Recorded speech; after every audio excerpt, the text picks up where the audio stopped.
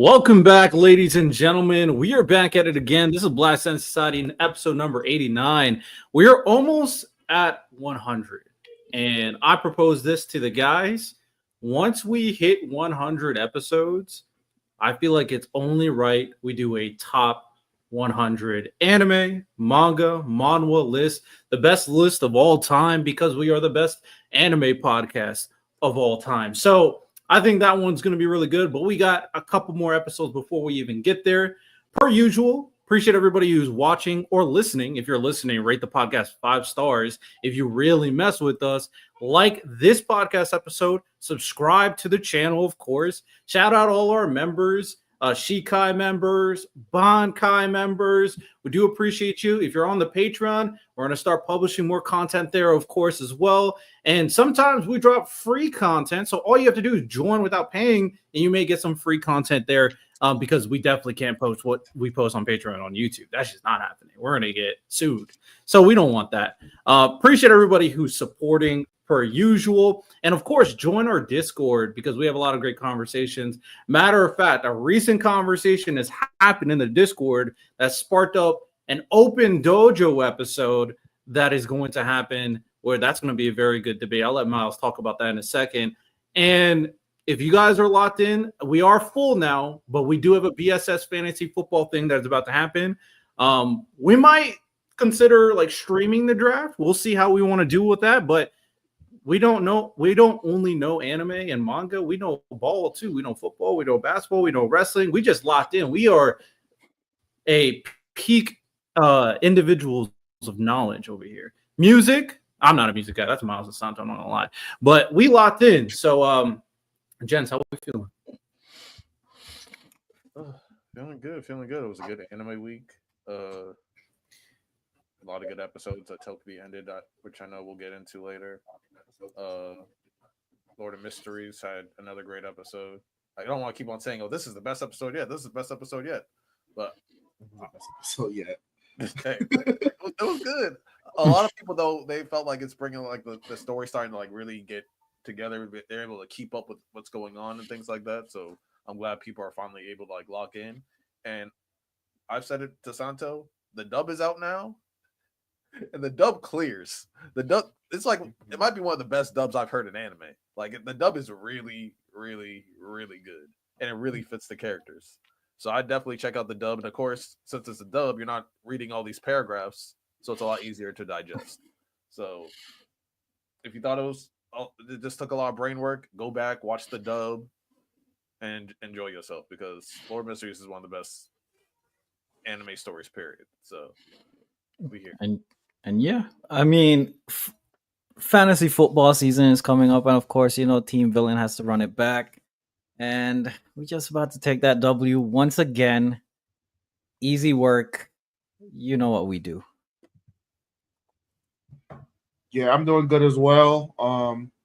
I saw fellow Captain J-Rob over the weekend, so that was pretty cool. I guess that would be at least, well, no, because some of y'all met up before, but one of many new BSS link ups. That was real fun. Got to see him. Congrats to him moving back to the East Coast, of course.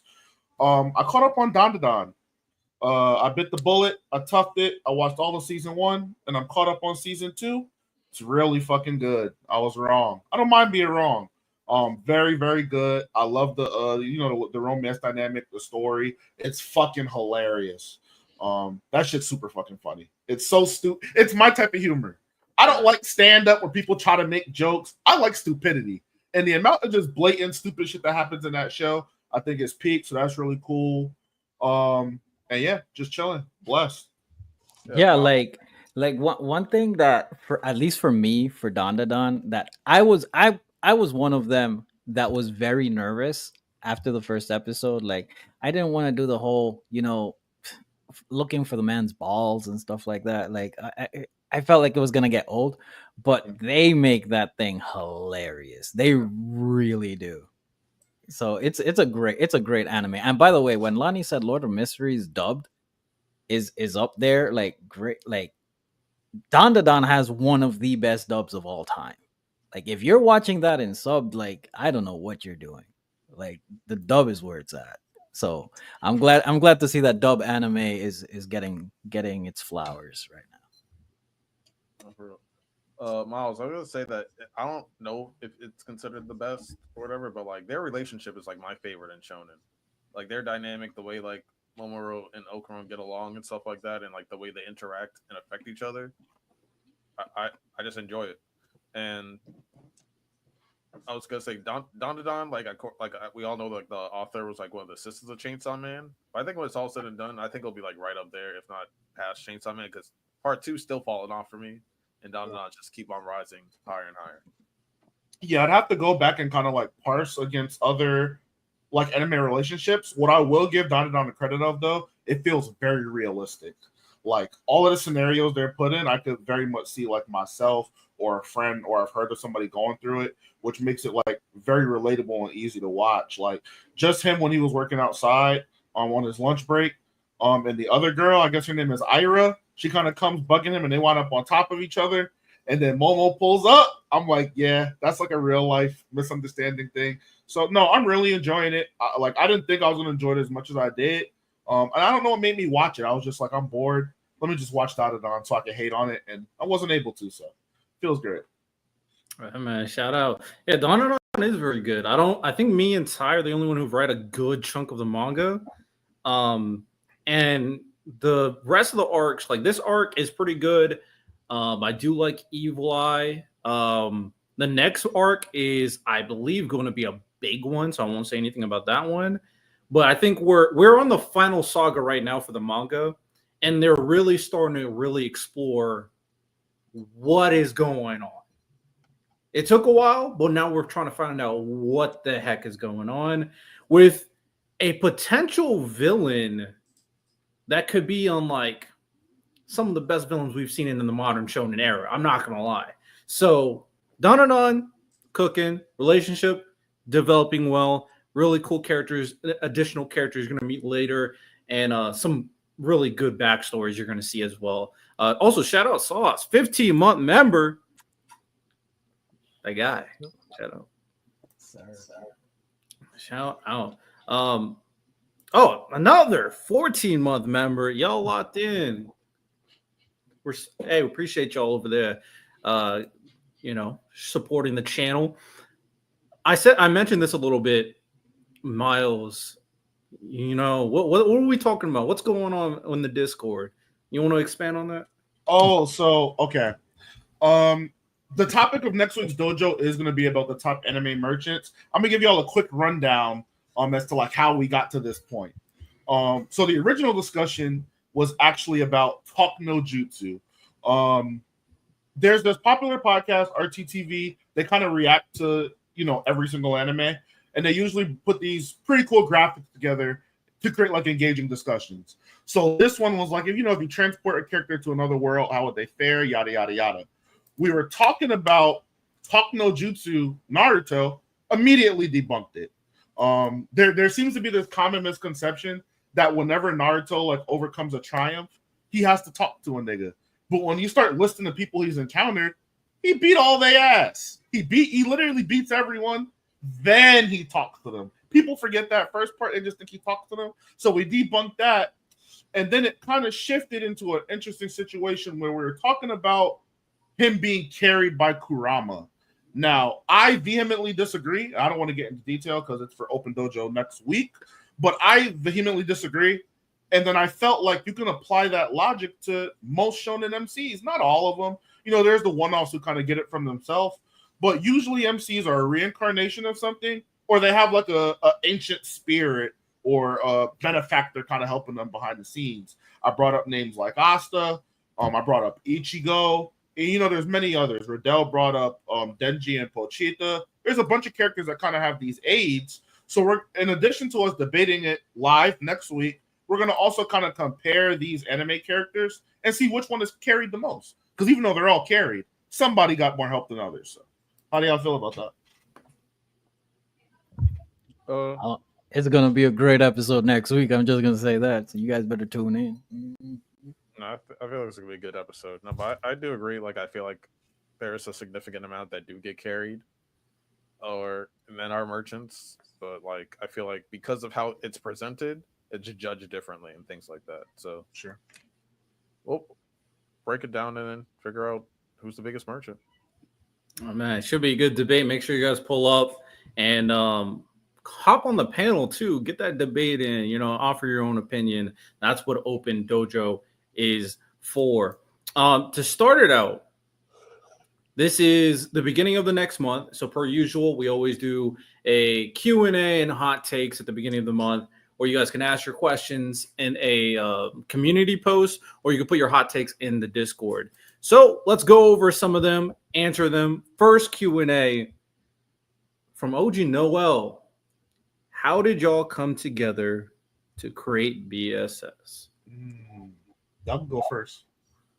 Yeah, I was the last one here, so I was second to last. You want me to do it? Do you want to?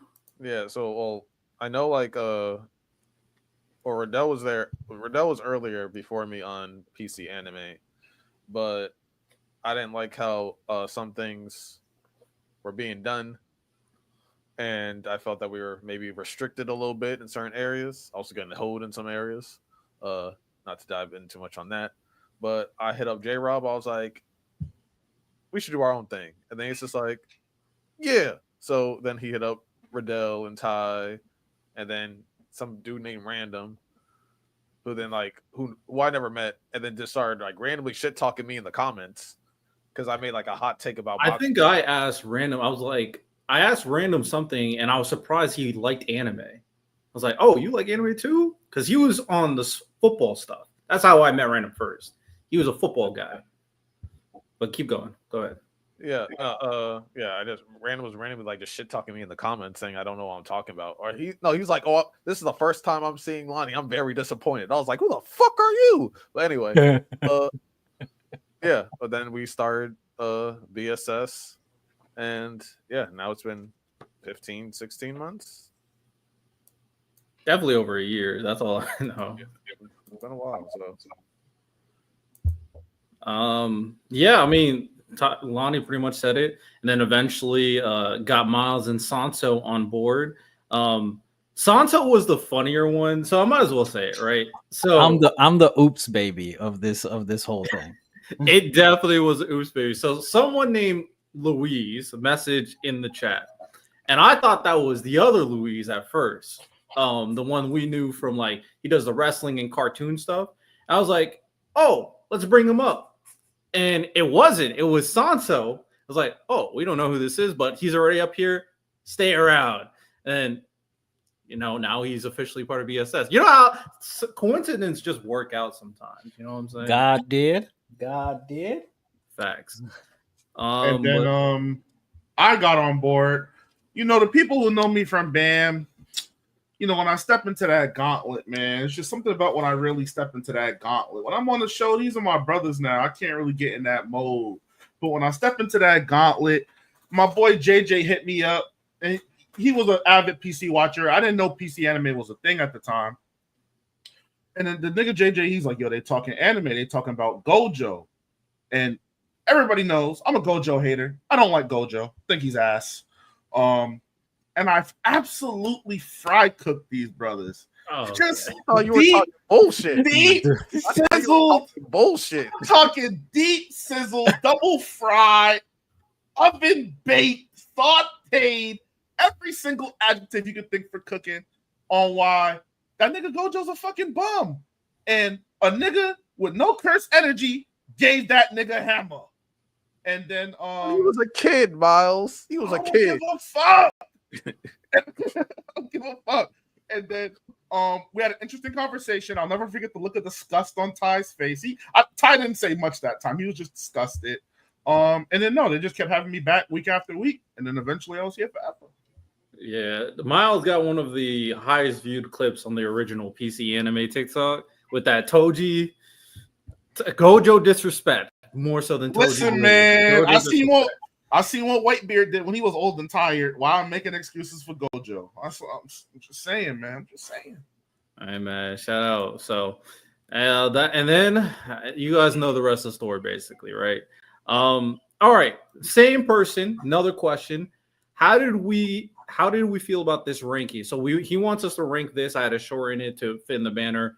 How do we feel about these moments? And we can rank them. Gojo Hollow Purple versus Toji. Speaking of, Roy Mustang killing Lust, Luffy pulling up on the Admirals, Endeavor Prominence Burn versus High End Nomu, or Sasuke using Kirin versus Itachi. So we got to rank those moments. What we like the most Can you versus what we like the least. Can you put the list back up? Because it looks like a lot of them. I don't know about y'all. I think Sasuke and Kirin is last. Yeah, I was about to say. Really? Sasuke is last. Yes. I thought the Luffy one was last. I think that's second to last. Same. Okay, so we got our last and our second to last. Because Kirin was mad cool, and then like we realized it didn't do shit. Once Itachi got up, I was like, "Oh, that shit ass." Can we all Never- agree never that to be Roy seen Mustang again. is number one. You said who? I agree with Roy you. Mustang number one. That I agree. Yeah. I'm not I mad at it. So I never watched Endeavor do what he did in the anime, and then when he did in the manga, I thought it was cool. I would go Mustang, Gojo, Endeavor, Luffy, and then the Sasuke Kirin. I gotta hate. I'm putting. I Endeavor gotta. above Gojo. I would switch the Gojo and Endeavor. I agree with Santo. I think that prominence burn was I don't care enough to fight. insane. Santo, for me, it was the fist at the end. Facts Facts, yeah. is that he I'm not mad at he it. finally reached All Might's level on that, in my opinion. So it's hard for me to actually rank this because I didn't see two of the moments in the anime. I read it in the manga, and there's a different feeling from that because I felt more impact from Luffy and the Admirals, and Sasuke's Kirin is one of my favorite abilities in Naruto. I'm not gonna lie, that thing was dope as hell. And when he brought it back in this final fight, fire, amazing. So I don't really. It didn't do nothing there either. I was like, Hey, it's 0-2. 0-2. You know, we talk about how badass it felt when he did it. That's what we talking about. That's the Rudy Gobert of jutsu. Nah, chill. Yeah, it's Nah, fucking crazy. Big for Chill. nothing. Okay, so are we agreeing on Roy first? I think y'all said Endeavor second and Gojo third. Is that the consensus? I'd go with that. That sounds good to me. Okay. And then we got Luffy fourth, and then Sasuke using Kirin versus Itachi fifth. I say, okay. All right. Another question. Gun to the back of your head, same person, OG Noel. Who do you want to answer this question? 4 times 4, Luffy or Goku? Goku. Goku. I'm not lying. Luffy, Goku is no man. like, I don't think GG go next. No, Santo. True. You dead either way. But if I had to bank on one accidentally getting it right, I think Goku could do it. I think Goku went to school. Did he not? At least he can hold a job. True. True. He be driving that tractor. Facts. And he has look at the rows of corn and go like, okay, how much corn is that? You know what I'm saying? Mm-hmm. He could probably do it. Luffy? No. Hell no. No. Not happening. All right. Another one from a different person. He had a crazy name, but I put it up there. Top 10 anime you are watching currently, proper ranking. So he says we gotta take this seriously. All of us can't do a top 10, but there's 4 of us here. So let's each of us name like 2. That we're watching. Or 2 or 3. Yeah. Lord of Mysteries and Gacha Kuda. I'll do Dandadan and Gundam, the new Gundam. I need to tap into that because I heard nothing but great things. Miles. That shit good. It just finished, but Takopi's Original Sin, and give me another one. Sakamoto Days. Fair. Currently watching, I'm 2BRX, obviously. Shit, amazing. Just finished Takopi's Original Sin, and for no reason at all, I decided to watch it. something called Maruko-chan. It's like a horror anime, and it was cool. It was cool, solid anime. But shout out. Also, Summer Hikaru died is up there. Respect. Okay, now we're on hot takes. Hot takes. This is from Hoops. You have too long names, so this is Hoops. Y'all from the Discord. Sasuke should have easily killed Naruto in their final fight, especially after he received the Susanoo amp from the tail beast. Instead, they made him do an all-out clash to reset the fight. How are we feeling about this hot take? Ironically, this is the same person that said Naruto's carried by Kurama, so I'm seeing the agenda kind of form. I don't agree. I also don't agree. Same. I mean, it's been referenced multiple times that Kurama alone is stronger than all the other tail beasts. And even if you want to afford the idea that he's not, at the time, Naruto was in possession of a piece of each of the tail beast chakra regardless. Mastery over nature energy, plus the mastery over his nine-tailed chakra was how he was able to kind of, counteract it in that final clash. I'd be under the impression that you would just lose the final clash if you weren't able to, compete. Yeah, I just disagree. Also, Kishimoto said that Naruto was not fighting with the intent to kill and did not go 100% in that fight. Yeah, I think it was pretty clear in that fight that in order to equate it, he had Kurama absorb nature energy and use like a Buddha sage mode Kurama like form to compete with his Susanoo. So like without it, he would have lost, but he did it, so he tied it. I think that's pretty fair. We see what sage mode can do for Naruto. So that's what I was saying about that. Listen, man, it all goes back to that Gojo Toji fight, man. You got to be able to identify who's fighting up to who, man. If you can identify that, man, you'll never be wrong. Fair enough. This is Santo's hot take. Tokubi Original Sin is only one episode in and might be a bigger strain on your mental health than Berserk. It's the most emotional anime I've ever seen. Like nothing pulled that level of emotional investment than Takopi's Original Sin over Berserk, in my opinion. I do think it's really what you not value, but what relates to you the most. And obviously, it being children, you being a dad, I do think that held a big factor for you. I think the things that relate to me the most is like stuff that revolves around like human nature and society. So something I was impacted more from like Code Geass's ending because of how valuable I felt that was, and Attack on Titan than I was with Berserk and Tokubi because of the real world implications.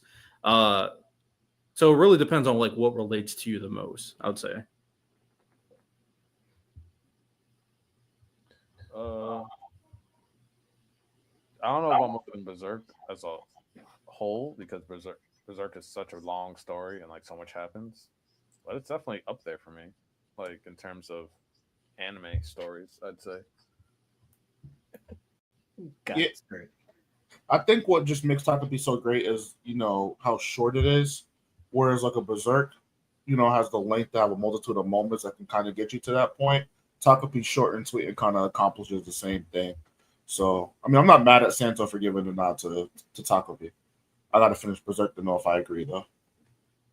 A lot of terrible things happen in Berserk, so it's constantly like. Yeah. I will say though, we've talked about this before. I don't like depressing anime. I'm not watching an anime if I'm not enjoying myself. Luckily, this was 6 episodes, and it was getting such high marks from Santo and Miles and Lonnie that I was like, fine, I'll watch it. So for all, like, there's not an anime that I've seen like focus on children that is sadder than this. So I can see that if there is something, there probably is. Like there was this one like really crazy one that I heard about. I was like, I'm not watching that. That's like never happening. But from what I have watched, very, very sad and very happy at the same time. Shout out the ending. Mhm. All right, next hot take from Kai. Woke up to some great great news about Black Clover. Whatever year this season drops, I know for a fact it'll be anime of the year. Black Clover. Beep boop. I remember when he dropped this in the Discord, and then I kid you not, it was like 3 days later that it was put on pause. Oh, was it? That was comedy. That was comedy. Respectfully, I disagree, Kai. I love Black Clover. Oh, I think the new chapter comes out like next week or something. So I am excited for that. Anime of the year. I mean, it'll be cool. It'll be concurrent. Is it coming out this year? Probably I not. don't know. Oh, so I'm saying it'll have to go up against Solo Leveling 2. I don't think anything's beating that. I think that's a GG's. Yeah, someone leveling. My thing is with it really depends on what we're getting for the content. Like, I don't know. So right now we're gonna go right into the evasion. So I mean, if we get all 3 Dark Triad fights with top tier Yami and Asta versus Dante level animation, I could see an argument. The Magna fight too, right? Yeah, They could get nominated. I can see an argument for it. The fights just need to just like blow us out of the water. That's simple as that. It really needs to blow us out of the water. That's the only way it's making, because the storytelling is cool. Like, it won't compare to some other. And I think if it comes out next year, I think Free Ring comes out next year too, right? Season 2. Mm-hmm. Free Ring, Solo Leveling. What else are we talking about? Obviously, One Piece. The second part of Fire Punch. That. So Fire Force. Oh yeah, no, I think the final saga of Fire Force is amazing. So it's gonna have comp. It's gonna have comp. Next hot take, Claudio. I think some gacha games like Genshin Impact and these other things would make some great animes if they got the chance. They would, but they know that there's more money in their gacha games, so they're not. I don't Literally. think that's their focus. Yeah. Literally. I agree though. Like I've been hounding Yu-Gi-Oh to just do an anime based on the stories of Yu-Gi-Oh. They put out these short stories on their YouTube channel that is peak animation, great story. It's just maybe 5 minutes of like different archetypes in the game itself. We know that they will never do it because there's just way more money in just focusing on the game. Fair. Ice Records video Santos crazy. It's fire. It's fantastic, and when they start doing the Dogmatica and the branded stuff, it's so much potential. Never will do it. Never will do it. We got a hot take from Leon. Genkai's the best anime sensei. And this is why Leon is on Team Hero. Best anime sensei. I respect your opinion. Another list that Yu Yu Hakusho just won't make the cut. Okay, is Genkai top 5? Huh? Is she top tier? Sure. Is she top 5? I don't know. I'd have to really think. Like, I feel like some anime that is dedicated senseis is a little unfair. Like Assassination Classroom, for example. Like comparing Genkai to Koro Sensei is like night and day. He ain't competing with Koro Sensei. It's not. She's not over Jiraiya either. No. Jiraiya Genkai. Why the look of confusion? I'm just asking questions. You know what I'm saying? You know, Genkai. It's been a while. We need old boy Kent to glaze up Genkai for us right now. I don't know how we're feeling about that. Hot take from Sauce. Vinland Saga is better than Attack on Titan. I'm not mad at that. I don't agree, but I'm not mad at that. I think they're Anybody both- else read all of Finland? I have not. I have not, but I'm probably going to agree when I'm done. As someone who has read all, what were you saying, Lonnie? I haven't read the last 30 chapters. Fair enough.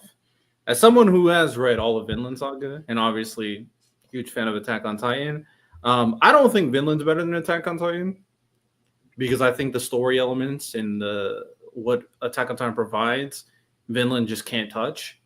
But I do think Thorfinn is as good as Eren Yeager. That's where I will have a conversation. Like Thorfinn is an amazing protagonist for what the story is. And I think what makes Vinland Saga even that much more interesting for like someone like me is because I'm from America and I know American history.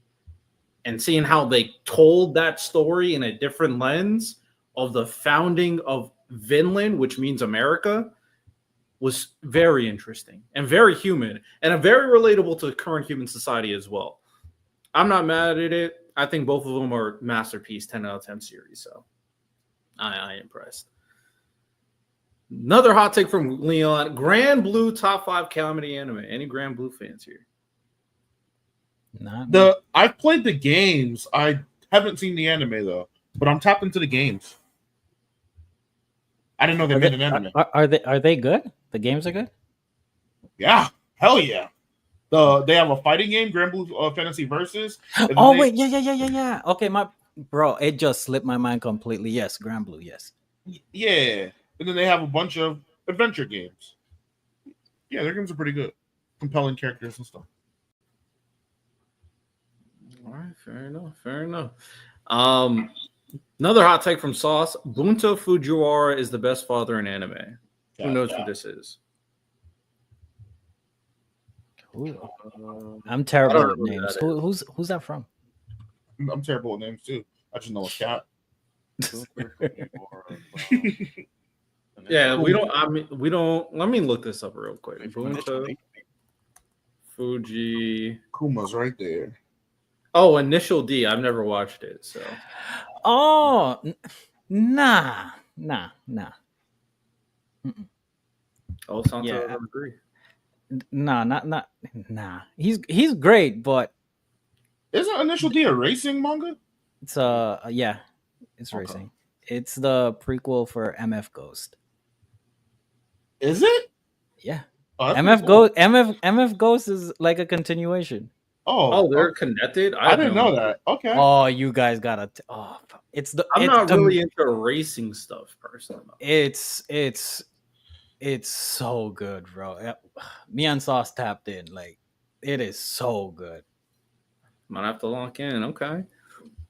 Another hot take. This guy had like the Japanese characters in his name in the Discord, so I wasn't gonna write that down. So, Kaiju number 8 might have some of the best intro cinematics in the game. Season 1 definitely does. Yeah. Season 1 was crazy. Like that was a ridiculous intro. Never seen the opening, so can't speak on it. And then Kai for the final hot take of the day: the pure villain trope like Frieza, Sukuna, and Griffith are more entertaining and better written than the broken hero trope. He didn't give an example for the broken hero trope. So I'll say I disagree that Griffith is pure evil. I'll say that first and foremost. And then I'll say in most cases, yes, maybe 90% of the time. It just depends on how those broken heroes are paid off in the end. So if I use Madara as an example, I think he's a bad broken hero. Mainly because of how he went out and his ending. And then if I don't know if I could think of a good broken hero. Maybe would you consider Zera for broken hero? Oh, we were like locked in. I was like, Zera? Yeah, that's a good one. That's a good example of it. So is Obito considered a broken hero? Yeah. Yes. So. And I think he's better than Madara. Yes. As far as the trope. Oh, that's fine. Yeah, I think Zeref is a good one. If you consider Aaron a villain, then yeah, Aaron would be a good one.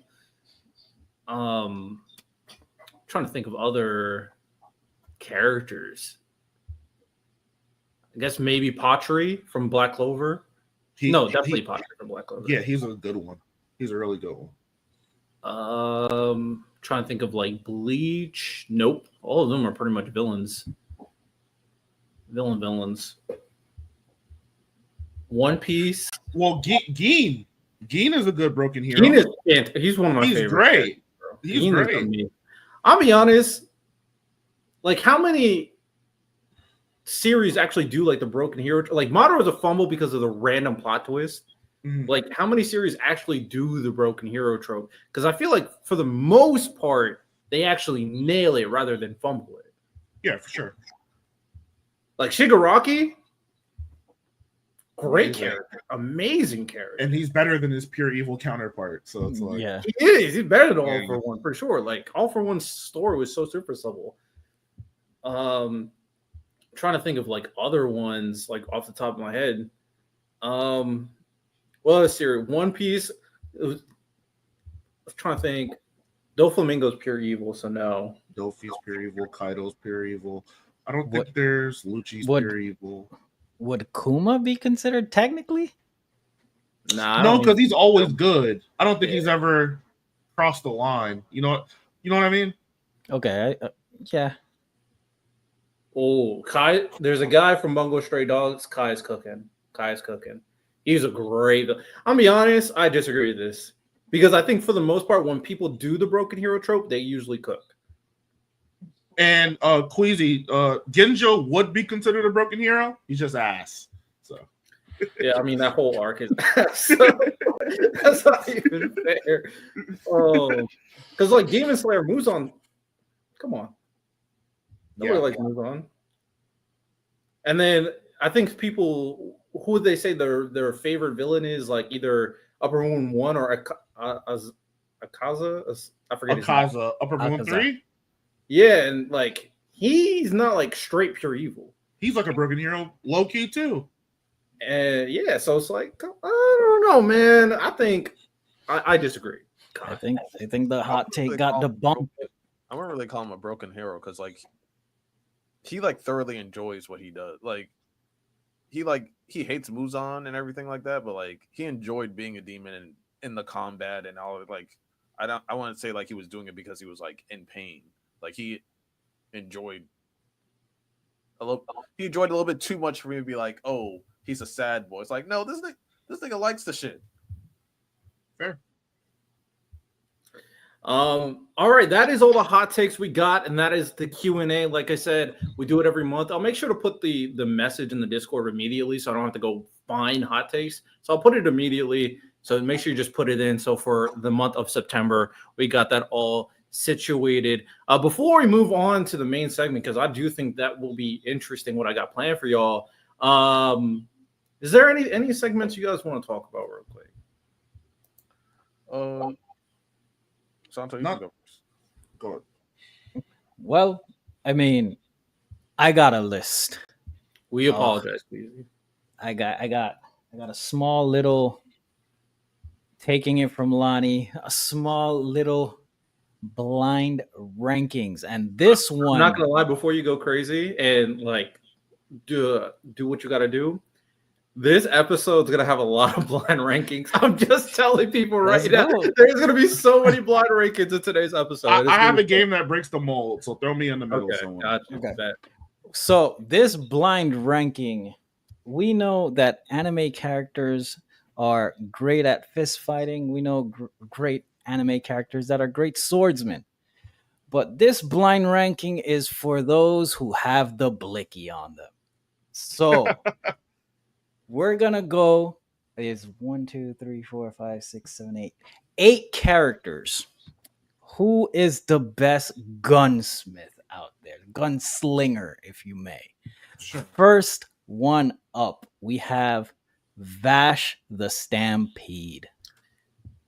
Is he not one? Like, who's better than him?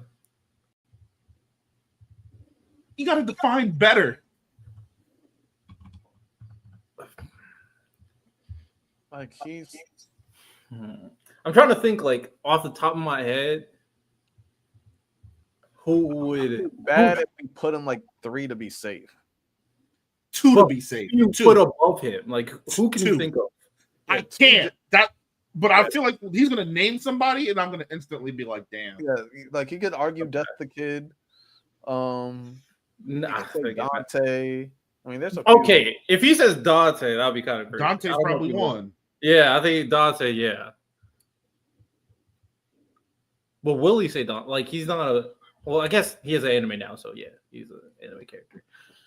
Oh, he technically already had an anime. Okay, Yeah. okay, I'm cool with 2. Like I would go full on like bro Alucard 1, better than Vash? but I'm cool with 2. Huh? Do you have Alucard better than Vash? No, I I got- think if I got Vash and Vash. Alucard had a gunfight, Vash would beat Alucard. Okay. Then yeah, I'm fine. I'm fine with 2. I'm fine with 2. 2 right off the rip. All right. Spike Spiegel from Cowboy Bebop. Okay, 8 4. names. I was gonna say 4. 5. I'll go 5. I'll I'm rival cool on with 5. I'm cool with 5. Yep. 5. All right. it. Ooh. Alucard. I think he's better. 4, 3. Well, I'm trying to really think. Like, I think Death is better than Alucard as well. yeah, I'll go 4. So I'll say 4. 4. All right. Ryza Hawkeye from FMAB. I'm not moved. Yeah. 6. Yeah, the 6 is fine. Should we Or say 7? 7? Yeah. Should we say 7? What if he said? Okay, if he says Stark. I'm not moved, man. I'll put him in 8. He was What- just spamming what- that bitch. He was just spamming. That's my girl. What was Ruby? But okay, what if he says Lily Barrow though? Oh, Lily that nigga's a Barrow. sniper. That dude. And I hits got everything. Revy above her too. So Above Hawkeye? Yeah. Y'all to put Hawkeye 8? I'm fine with 7 or 6. But if he says Revy, because Revy's one of them ones. Yeah, I think 7 or 8 is probably the best. I can think of a good number of people that's better than Hawkeye. I'm not gonna lie. So where are you guys going? 8? Damn, that's tough. All right, 8. Oof. All right, next up, Kiritsugu from Fate. I'm sorry, y'all. I'm sorry. You gonna say Sorry. what?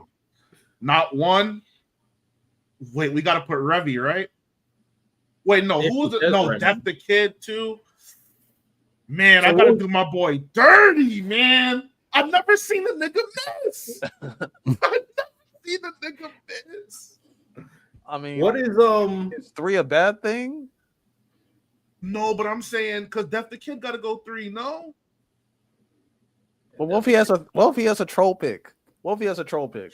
Correct. Shit. I am, and We got and I'm 7. I'm going in order. Like I haven't moved anything. It's Shit. He's not cheating. I'm not doing the Lonnie. I'm going Yeah. down the list. Is The 5 I open? can start screenshotting when I make these lists. No, 5 is Spike. 6 is open. 6 is open. Put my nigga Kiritsugu in 6. Yo, That's tough. I've That never is seen a tough. nigga miss. I wouldn't be mad at 3, but Kiritsugu does fight a lot with like his abilities too. Mhm. He speeds up time and shit. But it's only Yeah. for reloads, though. He be like, I Yeah. gotta reload. Only for the He did the reload, job. and then he backs everybody off with the Uzi. I ain't mad at it. I'm cool with 6 or 3. I am open minded here for Yeah, this. I'm good with either way. I think Death the Kid's better than him, so I'll do 6. Okay. So Let's that's hope he 6. picks. Genya from Demon Slayer. Oh, put that nigga in 7. Oh man, he's not as good as we should have. I'm not mad at it, but he's the worst one. Okay. That is a troll pick. for He sure. misses with a shotgun. How is that possible? Yo, this Is guy that is trash. possible? This guy is trash. Shout Okay. out, shout out to Hawkeye at 8. So next up, Death the Kid. There we go. Okay. How confident are we he's gonna pick a banger for the last one though? That is true. I like Death being 1 is not terrible. It's not. So you got 1 and 3 open. Because if he says Revy, like Death is better than Revy. He already said Alucard. He said Vash. He said Spike. He could say Guido from JoJo's. He could say that, but I would still say Death Kid is better. To play it safe, I might say 1. Yeah, I'll go 1. I agree with 1.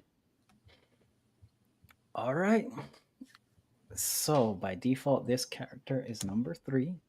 So the BSS blind ranking for the best gunslingers out there in anime. Number 8, we have Ryza Hawkeye. Number 7, we have Genya. Number 6, we have Kiritsugu. At number 5, we have Spike. At number 4, wait, hold on. Number 4 is open. Oh no, my bad. I'll just redo it. The top 8 gunslingers in anime blind rankings list. Number 8, we have Ryza Hawkeye. Number 7, we have Genya. Number 6, we have Kiritsugu. At 5, we have Spike.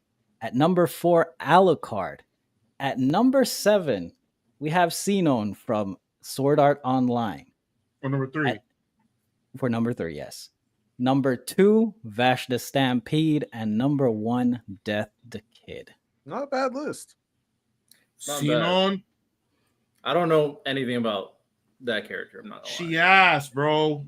Damn. Damn. No, she's not ass. But she can only use a sniper. Oh, it's the green chick, right? Yeah. Green? Oh, Mhm. God. I mean, she's still a better shot than some of those niggas. So Genya for sure. Yeah, Genya should have been last. Yeah, That's the only that's the one people in the comment section will be like, "You guys don't know ball. How can you have Hawkeye under?" People are gonna be mad about that pick in particular. It's like, damn. Oh man, it is funny when we say it's a blind ranking and people are like, "Why didn't you have this?" and "Why didn't you have this guy over him?" It's like, bro, it's a blind ranking.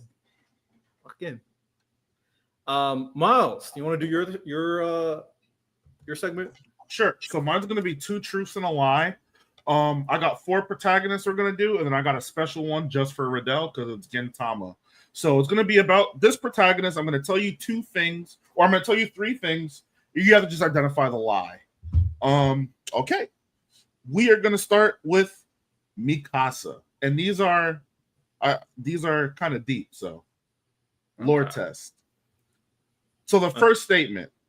Mikasa defeated a Titan shifter single-handedly in the manga before Armin ever used Colossal Titan powers. That's the first statement. The second statement.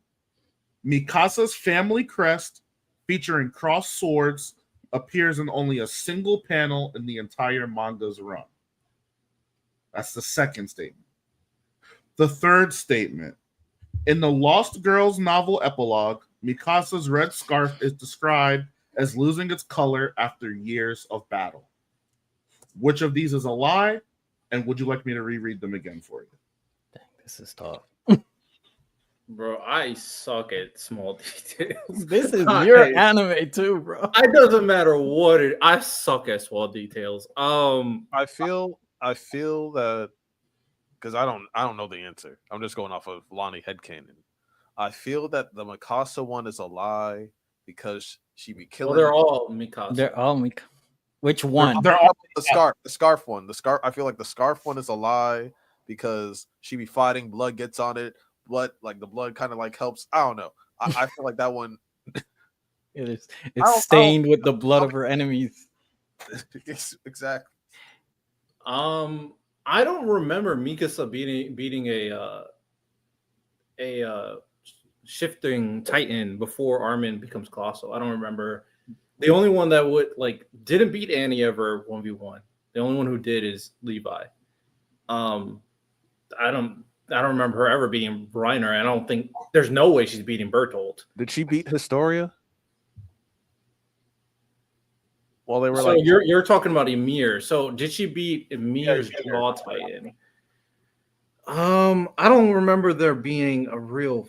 I remember there's a confrontation because Ymir was helping them capture Aaron. I'm trying to remember if they fought. That's the question. Did they fight? Because Astoria also was trying to be the mediator and like not letting them fight. Didn't she fuck up Ymir and then try to get Aaron, and then that's when she gave that speech to Bertolt? I have a question.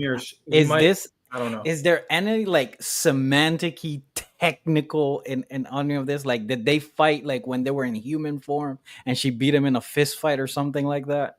I'm not duping you. You got to just tell me which one is Oh. the lie. There's no sleight of hand or underhanded tactics. I promise you. I think it's a scarf, but that's just me. The scarf losing its color, and then we got the emblem. I'll go with the scarf because I don't remember them ever saying it lost its color.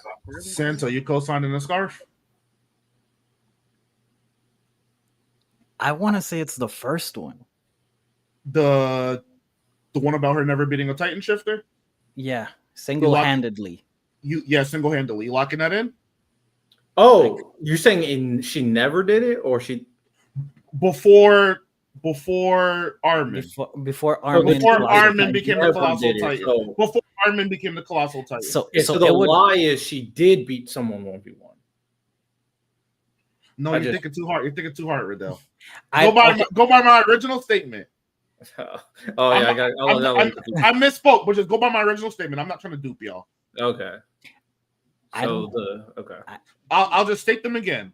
Mikasa defeated a Titan shifter single-handedly before Armin ever used colossal powers. I think that's a lie. Her family crest appeared only a single panel in the entire manga. And then the scarf described as losing its color after years of battle. Which one of those is a lie? I don't think, or at least I don't remember her. What would it be? Annie, Ymir, Bertolt, Reiner. Before Armin. Before Armin, yep. Or Peak too. That's what I'm thinking. Did she fuck up Ymir while they were chasing down? Ymir's the only one I could think of. I know Kai saying like she beat Reiner. I don't remember. Well, that was a group effort. Yeah, I want to say I want to say the first one is a lie. That's my answer. You and the Thunder Spear. The Thunder Spear is after Armin got the Colossal Titan. So was it the Thunder Spear where they just threw They shoved it in his mouth. Are you talking about? Yeah, in terms of the invention, I thought it was after, like during the time skip. I could be wrong. It was before the time skip. Before they entered the basement, and then is that right after Kenny? Yeah, it's after Kenny. Yep. Oh, you might be on this. Armin got it after that conflict where they thunder speared Reiner. I want to say it's one. Santo's going with the first one. I'm going with the first Well, y'all can all guess differently. You don't have to be on the team if y'all don't want to. I'll agree with Lonnie with the scarf. Riddell, stick to your guts, man. The lie was Mikasa defeating a Titan shifter single-handedly. She never does this before or after Armin transforms. Damn it. I should have stuck with my guns. I blame Lonnie. Yeah, really should have. Okay, we'll do Deku next. So this is about Deku. Like I said, no duping, no sleight of hand. Go. So the first statement, in several official spin-off manga stories, Deku's father's quirk is confirmed to be a fire-breathing ability. The second statement is Deku scored the highest combat points, but lost points for heroism in the UA entrance exam. The third statement is Deku is canonically left-handed. Say the first one exactly, Miles. In several official spin-off manga stories, okay, Deku's father's quirk is confirmed to be a fire-breathing ability. Okay, because I know that it's fire, but I don't think it's fire-breathing. But I'm not duping you. So if fire, any fire ability, Lonnie. Yeah, the fire one is correct.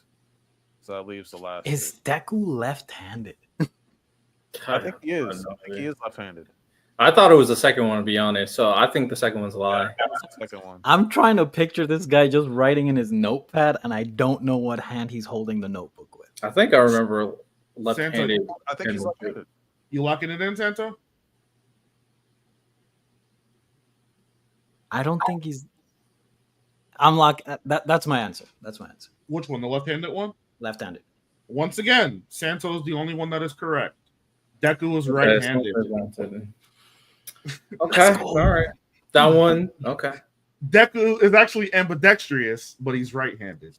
His right hand is his dominant hand. Fair enough. Okay. Let's see. We'll do Luffy next. We'll do Luffy. Okay. The first statement.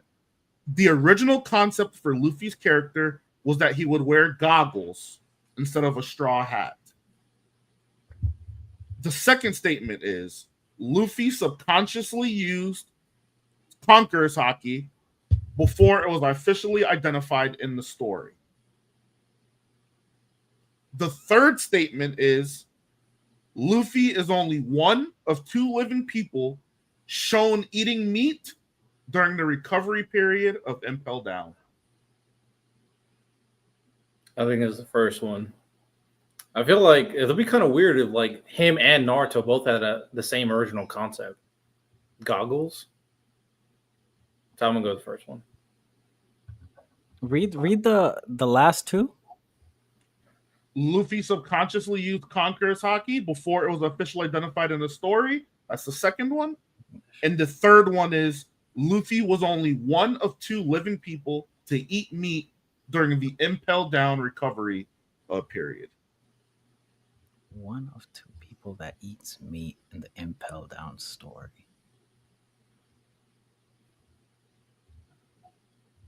Riddell locked in the first one, the goggles. I'm trying to think who's the other person that ate meat and Impel Down. Probably Mr. 3. Lonnie, you got a guess? Not Mr. 3. Mr. 2, Bon Clay. Bon Clay? Yeah. Probably. This is a guess. Did Bon... Bro, I'm guessing... Is it the goggles? I'm going to go with the third one. I'm going to go Impel Down. Lonnie? So You're going with Santo? Jaden. Good decision. Santo, you're 3 for 3. Let's go! That's a lie. Everyone ate meat when they were recovering during Impel Down. Oh, well, fair enough. Okay. I'll do one more and then I'll do the one special for Riddell. This is gonna be Death Note, Light Yagami. Okay. Light's favorite drink is black coffee, no sugar. That's the first statement.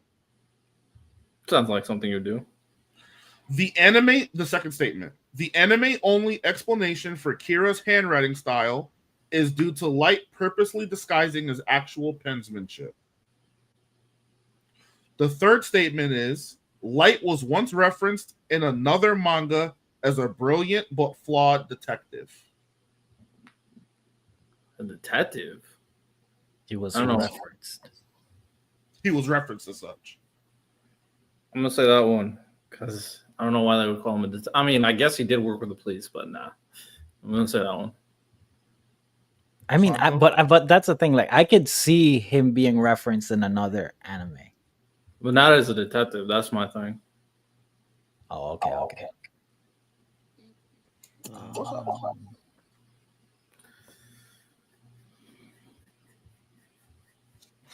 Read the first two. One more time. Light's favorite drink is black coffee, no sugar. And the anime only explanation for Kira's handwriting style is due to Light purposely disguising his actual penmanship. I'm gonna go with the second one. Lonnie?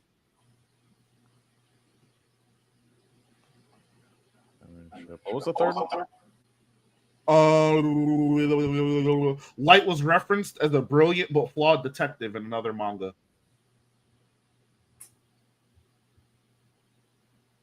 I'm gonna go with this one. Riddell, way to stick to your guns. Light was never referenced as a detective in any other manga. Hey, we finally got one. There we go. Finally got one. So that was the 4. Santo went 3 for 3. Oh, well, 3 for 4. Riddell snuck out with 1. Shame, Lonnie. Shame. Lonnie. Wait, no, Lonnie got 1. Lonnie got 1 because he was Santo. Never mind. So at least you came out with 1. And then Riddell, this one's for you. Let's see that Gintama knowledge, man. All right. So obviously it's going to be about Sakata Gintoki. So no deception there. The first one.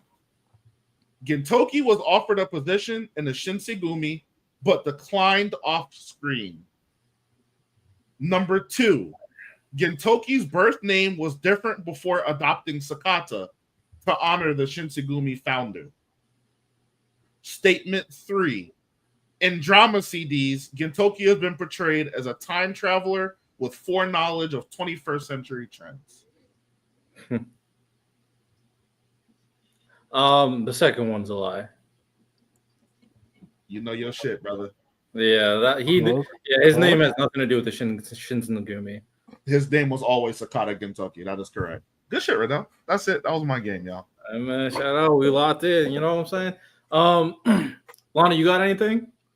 I had things, I think. Well, the first one I wanted to do was talk about Indonesia a little bit, because I think like their Independence Day is coming up, and their government has already banned the One Piece flag because they apparently, like, the truckers are already get paid like really low wages there, and to make roads, the government says to make roads safer, they want to put a weight limit on all these trucks.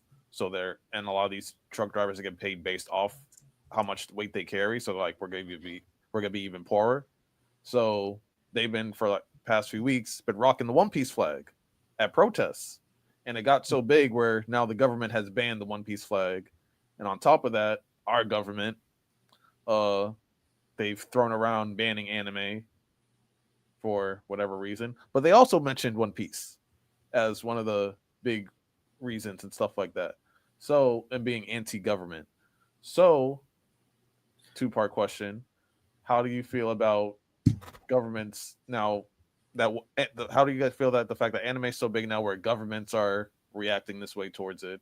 And also, how do y'all feel about us maybe getting what anime cut off from us?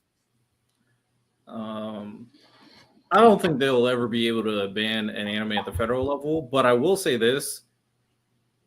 And I'm like dead serious. As people know, I do political content.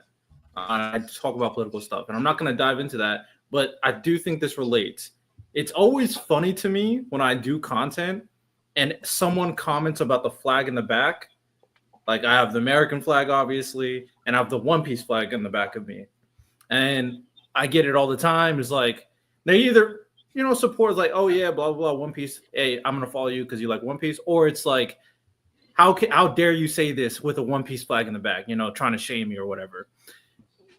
I do think there is a conversation that the theme of One Piece can influence people.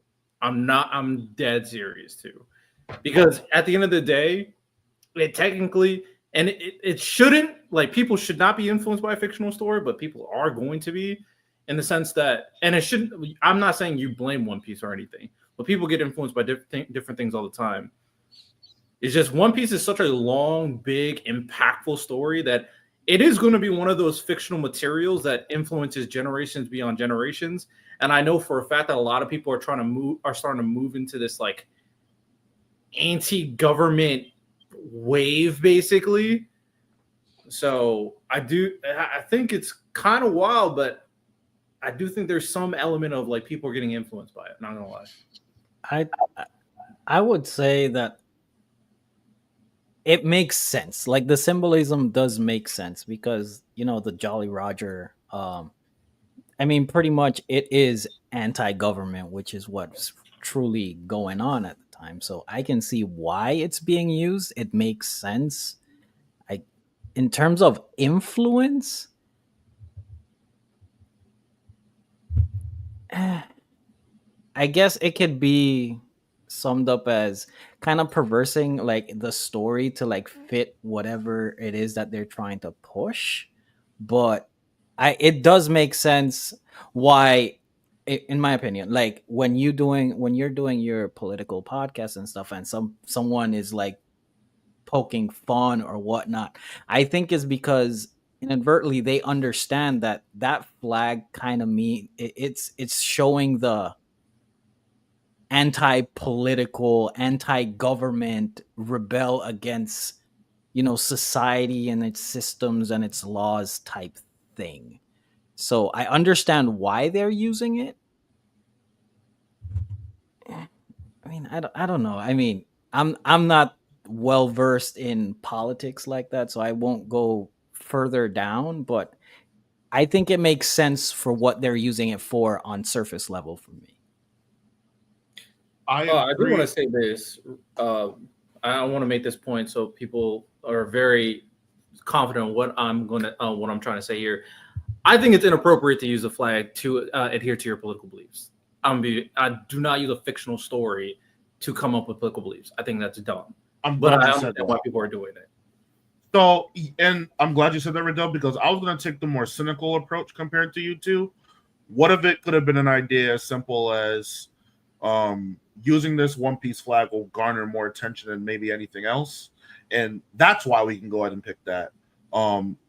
Biggest manga in the world, one of the biggest stories ever. I'm not too sure if we would have been talking about this if it had got blown up to the extent that it did. And I feel like the One Piece flag has a lot to do with that. So it could be simple as, like you guys are saying, they just picked it because it aligns with the themes, or it could be, something more than that. I'm leaning more towards they wanted attention.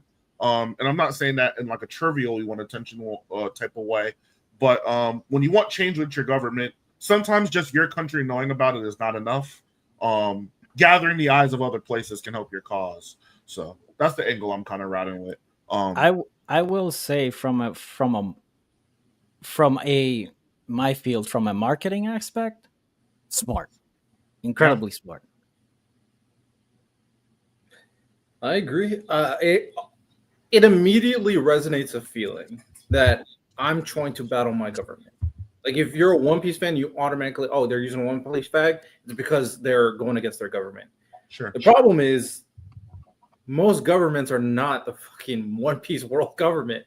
It's just it's a false dichotomy that can be very problematic, and I don't think it's like I think it's kind of similar to the video game situation. I don't think it's that well because of how it resonates political feelings. It could be more serious in the video game stuff, but we'll see because I've been seeing more and more people like talk about the One Piece flag, and I feel like people, the more and more One Piece impacts generations, and this kind of populist anti-government rhetoric continues even in America. I think it can get pretty problematic. So we'll see how everything plays. We'll see. And also, we have eventually next week when Kai is back and everything. I think we probably need to talk One Piece more in depth. But Miles, I think I asked you earlier. I wanted your top 10 most powerful One Piece characters right now. Well, let me set it up for the clip. Uh, Yo, Miles, who are the top 10 strongest One Piece characters like right now? So my boy Lottie asked me to make this. I'm gonna give it to y'all. No trolls, no agenda. I'm gonna give it to you straight. If you agree, you agree. If you don't, our first one, we got Big Boy Shanks, obviously top of the helm. I don't think this surprises anyone. Second in command, we got Mihawk. It hurts me, it really does, but I'm being honest. I got Mihawk second. We got Dragon at number 3.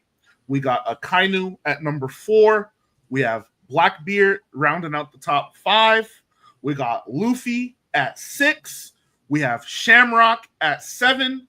We have Aokiji at 8. We have Kizaru at 9. And we have Sengoku at 10. that is the top 10 strongest characters in the One Piece verse currently, not including elders, Loki, stuff like that. Let us know what you think. Assuming Big Mom and Kaido's dead. Yeah, I assumed they were dead. I picked Shamrock because I felt like we had enough from his subordinates for me to kind of gauge where he kind of sits. And then I didn't do like Garland because he just got a boost. I don't really know where he, you know what I'm saying? And then Elders, outside of Saturn, I can't really gauge the elders. Fair.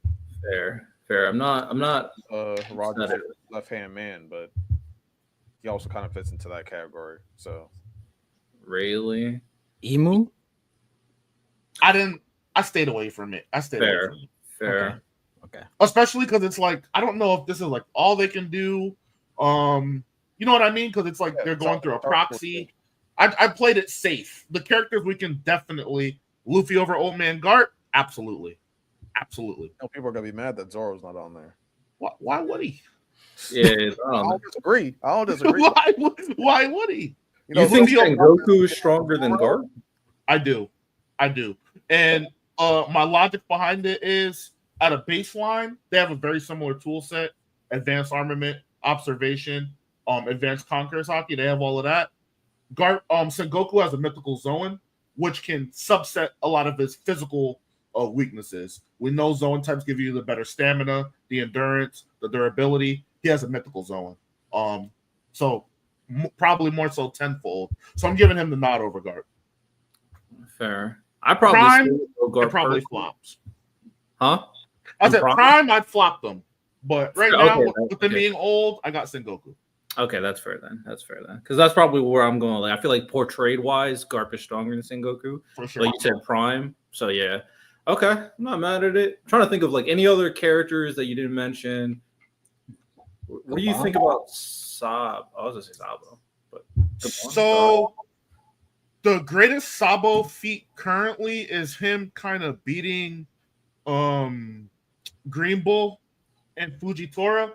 The problem is they had the location to their advantage because Admirals can't go all out in Marijua, and it was 4v2. Sabo had 3 people helping him, so I can't really gauge how much weight he lifted versus, you know what I'm saying? I'm assuming he lifted most of the weight. He still got help though, and they had home court advantage. It was just too much going on, so I couldn't really get the Admirals properly. I would put the Admirals above Kobe above Sabo. I put them above Sabo. Remind me, Dragon's feats. I don't need them. Manga established him as Akainu's rival. Akainu was the fleet admiral. Akainu made Blackbeard and his entire crew retreat post time skip. Akainu hung 1-to-1 with a Yonko, even though he's old. All that being said, Dragon being his rival, he has to at least be above or below him at a minimum. I understand the logic. I respect it. Okay. Which is the same reason why Mihawk is near Shanks. Literally the same reason. Yeah. Love to see it. You have to hear why Luffy over Garp, because I think the hockey level difference is crazy.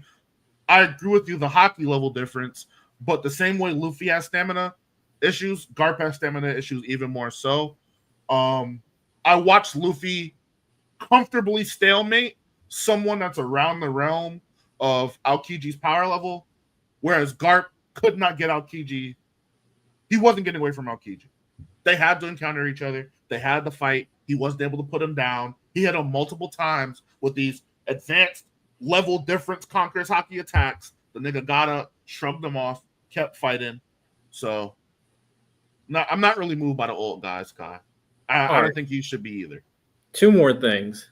You think Akainu stronger than Blackbeard? Absolutely. Okay. Fair enough. And then how confident are you that Luffy's stronger than Aokiji? Because Aokiji, he did lose to Akainu, but I would assume it's a high diff loss. If I was to throw it in like a random simulator and make them fight 10 times, I believe Luffy would edge him out 6 out of 10 times. I think Luffy has I I don't think people fully grasp the advantage that Advanced Conquerors Hockey kind of gives you in a fight. You have the ability to immediately turn the tide of a fight with a single attack. Not those air punches that Garp was throwing. I'm talking about actually making contact. And every time I watch Luffy hit somebody with Advanced Conquerors Hockey, they're pretty much down for the count. And when I watched him in an extended fighting period of him using Gear 5, he pretty much toyed with the Elders and Kizaru at the same time.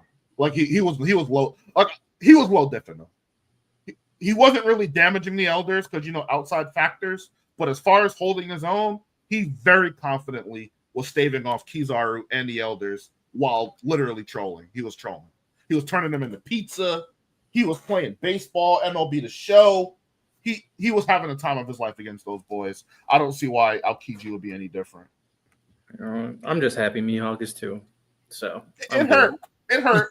But I had to do it. I'm good. All right. Let's get into the main topic. So basically, how I want to do these mid-season or mid-year anime awards is like, you know what? Let's not do it like a normal award show. We'll save that for the full year award show where we get like nominations, all that stuff, and become like the pick the correct anime winners. Like we had Freewind winning, probably. I don't know what we had last time. Freewind wasn't even in the equation. I don't know what we had, but we were probably correct about it compared to Crunchyroll. So with this said, blind rankings. I don't know if I want to do this way. Let me change it because I'm using the slide mechanic for it. So let me alter it a little bit.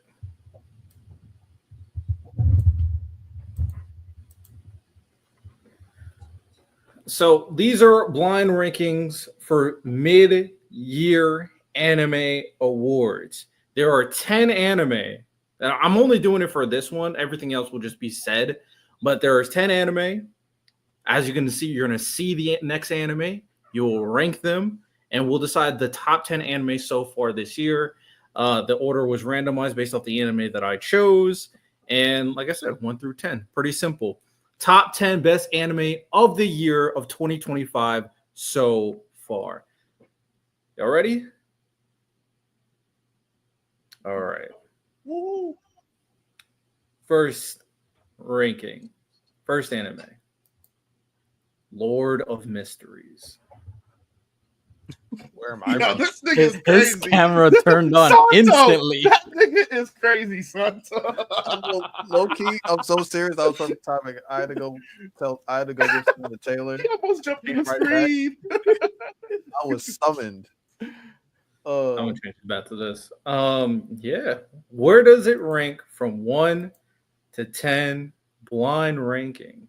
I'm Y'all can go ahead and vote. Y'all not even gonna like what I got to say. Miles going lower than 3. Y'all got it. I've Ty, only what watched two episodes, so Yeah. Ty, what did we say on Dojo? That shit boring as fuck. They got it. How many It episodes did it you watch, is Miles? not. Huh? give your honest opinion, Miles. Come on. One. Yeah. You think it's the best anime so far? No, No, so no. it's a No, blind no. ranking. It's a blind ranking, so it's like No, he one- said he's only seen one episode. That's Yeah. So I'm letting them decide where to put it because I think that shit ass. I'd put it.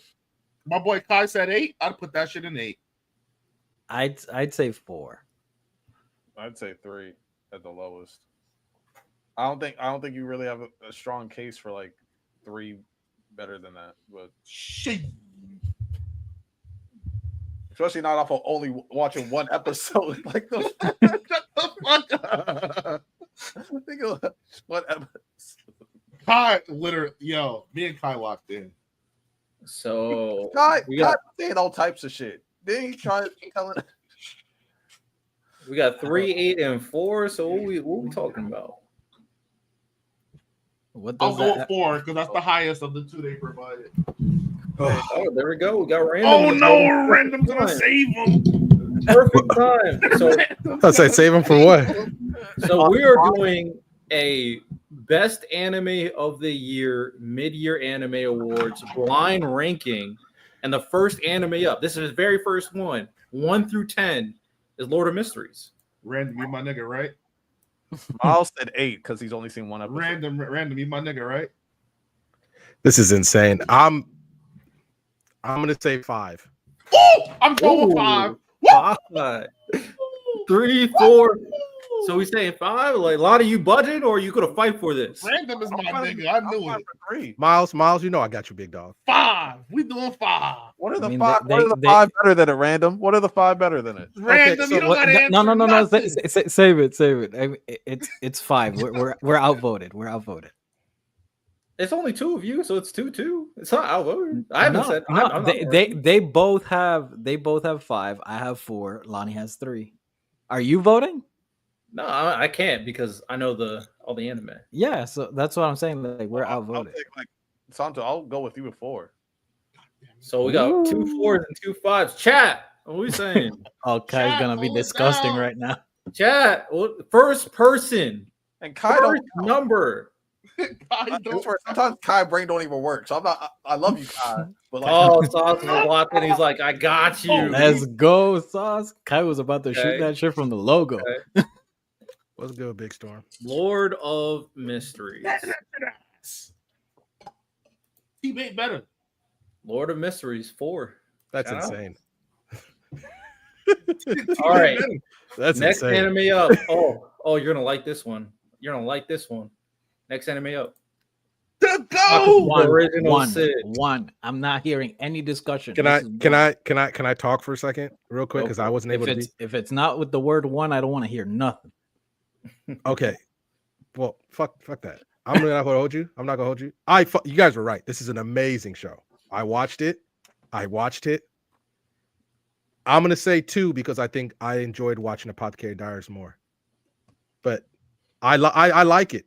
I like it. Apothecary Diaries was just a little bit. I had more enjoyable time watching Apothecary Diaries than Taco P Original Son. But y'all were right. It's an amazing show. It probably might win Anime of the Year. But if you're just talking about what I liked watching, Apothecary Diaries is a little better. Is Apothecary Diaries an Anime of the Year conversation? It should be. yeah, it'll be. It was. It last, will be. I'm asking. It will be. It was last. Because I haven't heard anybody say Apothecary Diaries is Anime of the Apothecary Year up Diaries- to You now. know what? Santo, if you're just gonna go by what people say, then Riddell, Apothecary I got you Diaries is the downloaded. fire force of this generation. People do not talk about it. because random. It's way more popular than Fire Force. I understand. This is what I'm trying to tell you, though. Apothecary Diaries. If let's say if Frieren didn't exist, Apothecary Diaries would be way more. Would be way more successful if Frieren didn't exist. Let's not sit here and pretend like Apothecary Diaries is not a great show. Apothecary Diaries is arguably like the most popular slice of life right now Yes, for the anime community. and it just sucks where it came out. The community, Taco like, P is What's a that 6. mean? We I do don't not care. I got it at 2 though. I got it at 2. I got it at I 1. have it too. There we go. Oh, Majority. Santo, hold on. You're giving me crap, but the other 2 guys said 2 also. I see how it is. I see I how have it is. reasons Santo. for why it's at 2. I will I say got something I Taco want. P is amazing. Taco P is amazing. It's I amazing. only have one reason. It's only 6 episodes and 2B Heroes still going. See, locked in because That's what I have at 1. That's what I have at 1. Eventually, 2B Hero will just be one. It's just a little.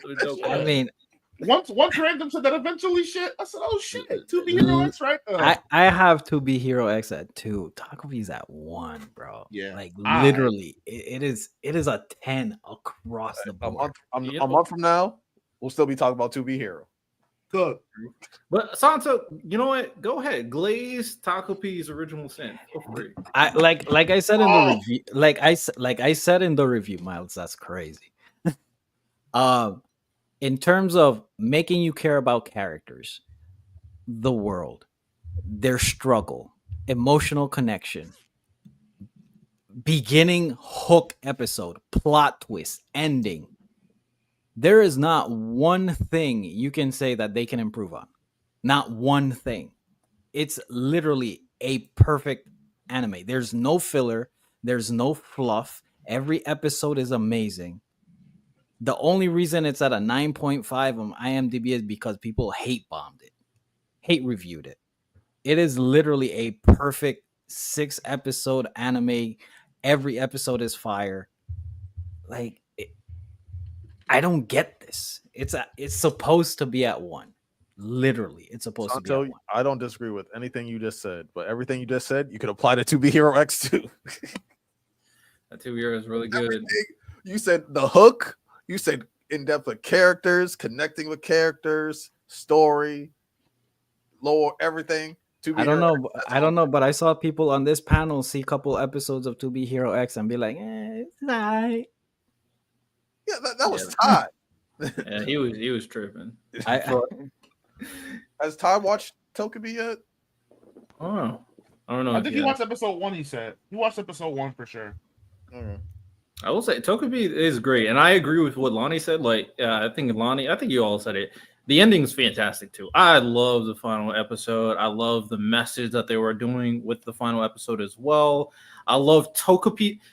You know what's funny? When I watched the ending and saw their answer to solve the issues, it was simple, and I loved it because it's right. It's just correct. You need someone to talk to.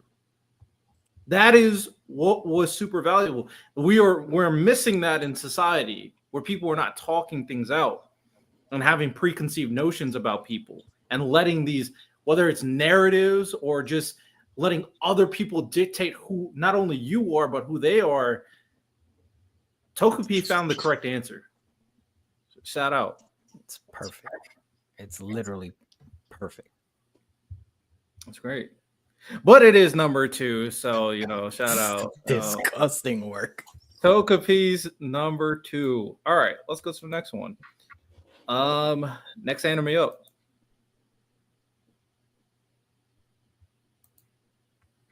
One Piece. Miles is frozen, but 3, 4, 3. So I abstain from this.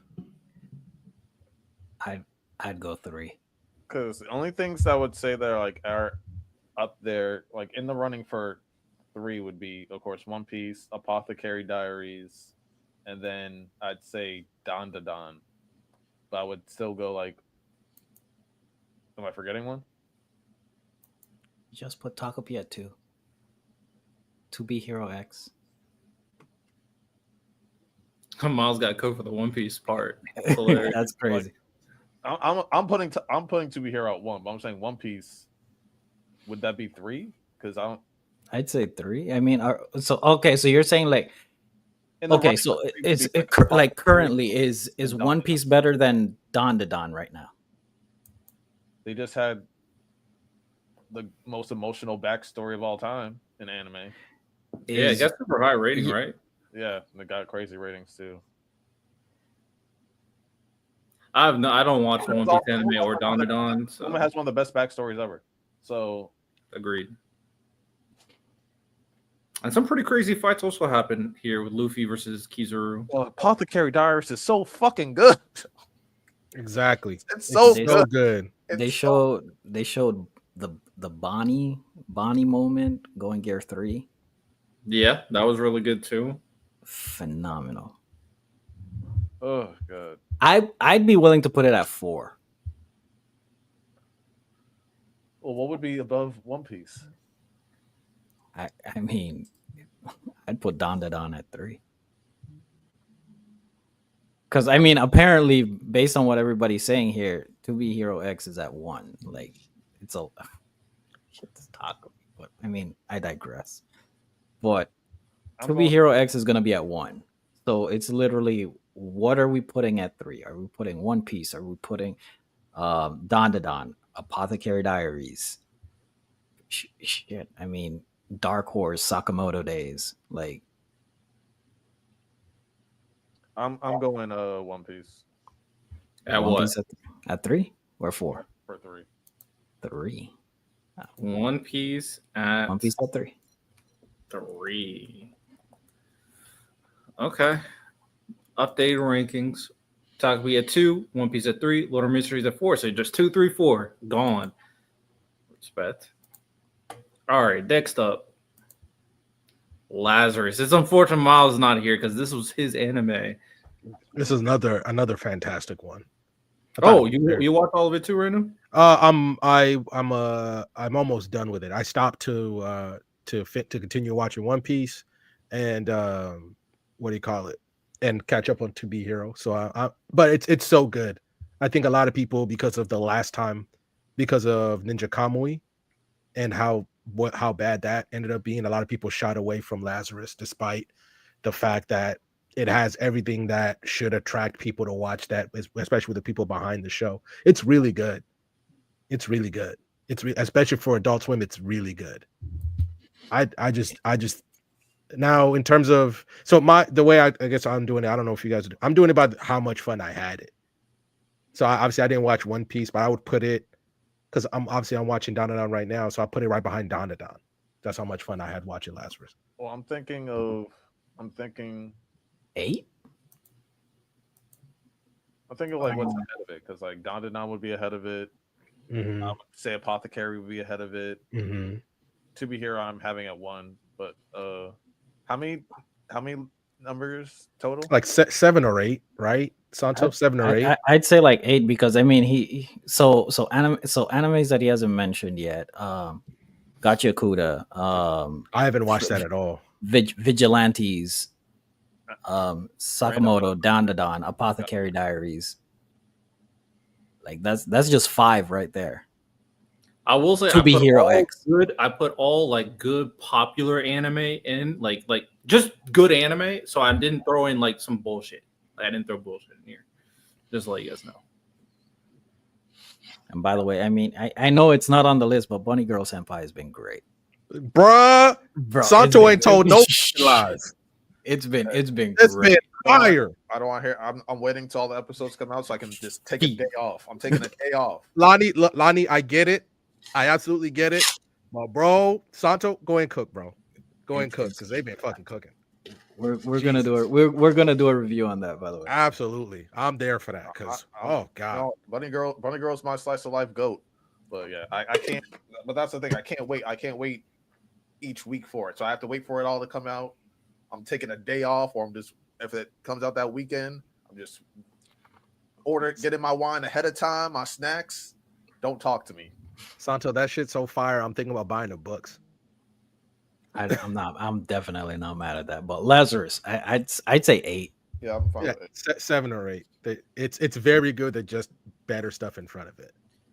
Trying to ask Miles, because he was a big Lazarus guy too, and he watched all of it. He said his internet died, so I'm just letting him know. So That's insane. There's That's 10 insane. names total, right? Huh? Yeah. 2, Yeah, 3, that's 4 is gone. Everything else. So I'm letting Miles know, so you guys can filibuster for a little bit longer. Yeah, I'd say 8. I'm missing like 3 episodes. It's just vibes. It's Right? literally it's just a good vibe, bro. Miles said 6. 6. So quick question: why do you think people aren't talking about it? Talk about what? Lazarus, like it's Lazarus. vibes, it's everything. Like Lazarus why? a month ago. Timing that it came out. It's also Adult Swim. It also doesn't have the big animation. Like when it comes to like trending stuff, it usually has like big animation or shock value. I don't think it has either. Even though the animation is amazing. It's Right? good for sure. When that Silent Assassin came out, like that is some top tier animation. But the only thing is that unfortunately it came out with the To Be Hero X's. It came out with the Windbreakers, all that stuff, with the Dandadans. Like it just got overshadowed. But it's you know what, Kent? It's the Yu Yu Hakusho of anime right now. It's great. It's just not on the top. It's not top 5. Ken, I don't support Santo's message, man. I'm not taking any shots at Yu Yu Hakusho today. We spent the whole episode doing that. Yeah, Yu Yu Hakusho fans were mad at us. That's insane. They were mad. There's Y'all. you know what? There is literally something outside. You know, in the springtime, it's green. It's called grass. They should just try to touch it once in a while. Santo's on his demon arc right now, bro. It's just Talking shit. All right. So what we saying? You Lazarus I'd say 8. 8. I'm good with 8 or 7. I just think I'm that good with there's a couple that are just better. Miles, what'd you say? I'm good with 8. Chronicles. Mystic's 8 right. are- Mystic's also right. I think it's grounded compared to a few other ones out there. So It maybe is. the hook, the premise of the story is not getting them. But I'm like, I think that's what sets it apart, is that it's grounded. Look at all the other stuff that's going out right now. I think that's definitely what sets it apart. It was the calm in the storm for sure. Like it was definitely relaxing to watch. Next anime up, Devil May Cry. This was good. This It was a good. time. It was good. I'll say 9, 10. I'm with Santo. We said 9, 10. I'm not mad with this being the gatekeeper. Because I'm anticipating a few other names on the list that you're going to bring up that are just better. I'd say 10. 6. Lonnie said 6. 6. I said Six. 5 or 6. 5 or 6. There you go. That shit not that good. Mm-mm. 5? Wait, hold on. If Moonrise came out at the same time, I think Moonrise is better. Oh, Moonrise. 9. Like 9 or 10. Moonrise got really low ratings on my anime list. Which is insane. I'm not out here saying it's Lord of Mysteries, but give it like, god damn, we hating on that. The mysteries. It's too much for him. I mean, he hasn't even mentioned Summer Hikaru died, bro. And it. There's a lot of good anime out. I'd say 10. I think this could be a perfect gatekeeper. Okay, Santo says 10. Lord of Mysteries is better than like 99% of the manga or anime you watched or read, but that's just me. Kai. And all of China, by the way. That's just me and all of China. Damn, shout out China. It's not my fault. That shit was the J. Cole of Manhwa. See, J. Cole, I feel like that was a shot. J. Cole. Yeah, put you to sleep. And J. Cole still Oh, talking. man. Wow, what you Turn say? on the AC, throw on some J. Cole, drink some warm milk. You out. That's Bro, crazy. the amount of time that Lonnie's gonna talk, like me and China, bro, gonna put us on a list, man. Chill out. We get it, bro. China made a great anime. Chill out, bro. Hey, they did. They made a few. Lord of Mysteries and 2 Euro. They lost. But those two. Oh, and the Great Whale one too, like and Super. Oh, I haven't seen that one. All right, so Lonnie's saying 5 or 6. Santo's saying 10. What are we doing? I'm saying 10. I'm saying 10. Ooh, 2 10s. Miles? 3 10s? Oh, damn. 3 10s. Okay. Kyle, let me know when the next chapter's out. Then we can talk about we can top anything. Hurt people. We'll hurt tell people. We'll tell you when the chapter's out, and we're gonna read it with no pictures. So ha to you. 10. All right, next one up. Solo Leveling Season 2. Okay, I'm not gonna hold you. This was ass. Cinco. Hold on. You're saying it's ass? Ass is insane. Cinco. Broke the internet multiple times. I'm out. It broke the internet multiple times. Hold on, real quick. Time out. Miles, was the uppercut season 1 or season 2? Season 2. Two. Oh, and right there, the uppercut alone. I'm fine with that. Put that 5. Miles said 5. I'm fine with that. I watch it with the. I watch it on mute. Damn. It makes sense. That's 8. I'm not mad at your energy, too, though. I'm like, I watch it on mute. It's. I'm gonna say like 7 or 8. It's Like, okay to like solo leveling, guys. It's okay. It's a good walk. It's a good time. I'm be honest. you're not I'm there. a hater You're ever not there since for the the beat story. for anime of the year. I'm not gonna lie. Super lore Straight. or the emotions. No, we there for shit to get active, for someone to aura farm. And guess what? What in terms of aura farming and niggas getting active, it does its job. Cinco. Miles said 5. Okay. Santo, you saying 9? I was saying 9. Yeah. Lonnie, Randall, what we Doesn't saying? like solo leveling, but your grandma does. Yo. Jesus Christ. Jesus. I was gonna say. What we saying? What we saying? I mean, let him have it, but No, it's not- bruh. Watch it. It's going to win anime of the year again. We all know because of popular voting. And we're not, Unfortunately, it's Yeah, it's probably. really unfortunate that it legit might win anime of the year again. It's just pissed me off. I guess. I mean, if I want to watch something that's pretty and it's active, seeing people get active, I'll watch all the Demon Slayer movies that are coming out. Like this is you watch this on mute. You're not gonna. Oh, you know what? Let's rewatch Solo Leveling. No one said that. I think you're lying. Oh yeah, I think I think you're straight up lying. People definitely No. rewatch Solo. Like, look at the view. You has anyone here rewatched Solo Leveling? I've seen that uppercut a few times. I watched the fight scenes. Yeah, Masterful deflection from saying no. Masterful. I rewatched the fight I mean, scenes. I read all of it, and I do not want to rewatch it. I'm not gonna lie. Yeah. I'm good. I've rewatched some episodes. I'll say that. You know, it's kind of crazy that this series. The Icarus episode with the hit. I've watched. Hey, I'm only here for this the- rapping. I ain't mad at it. You know what's crazy? That this series, like we all recognize, it is mid, but somehow it got a sequel. Now it's getting a spinoff with his sister. They're making so much money that they're just gonna throw Solo Leveling content out there, and I kind of respect it. I'm like, I don't care. I'm mid. I'm just gonna be creating more stuff. So you guys have Solo Leveling season 2 over Dandadan right now. We didn't place Dandadan yet. Yeah, you're putting it at 5.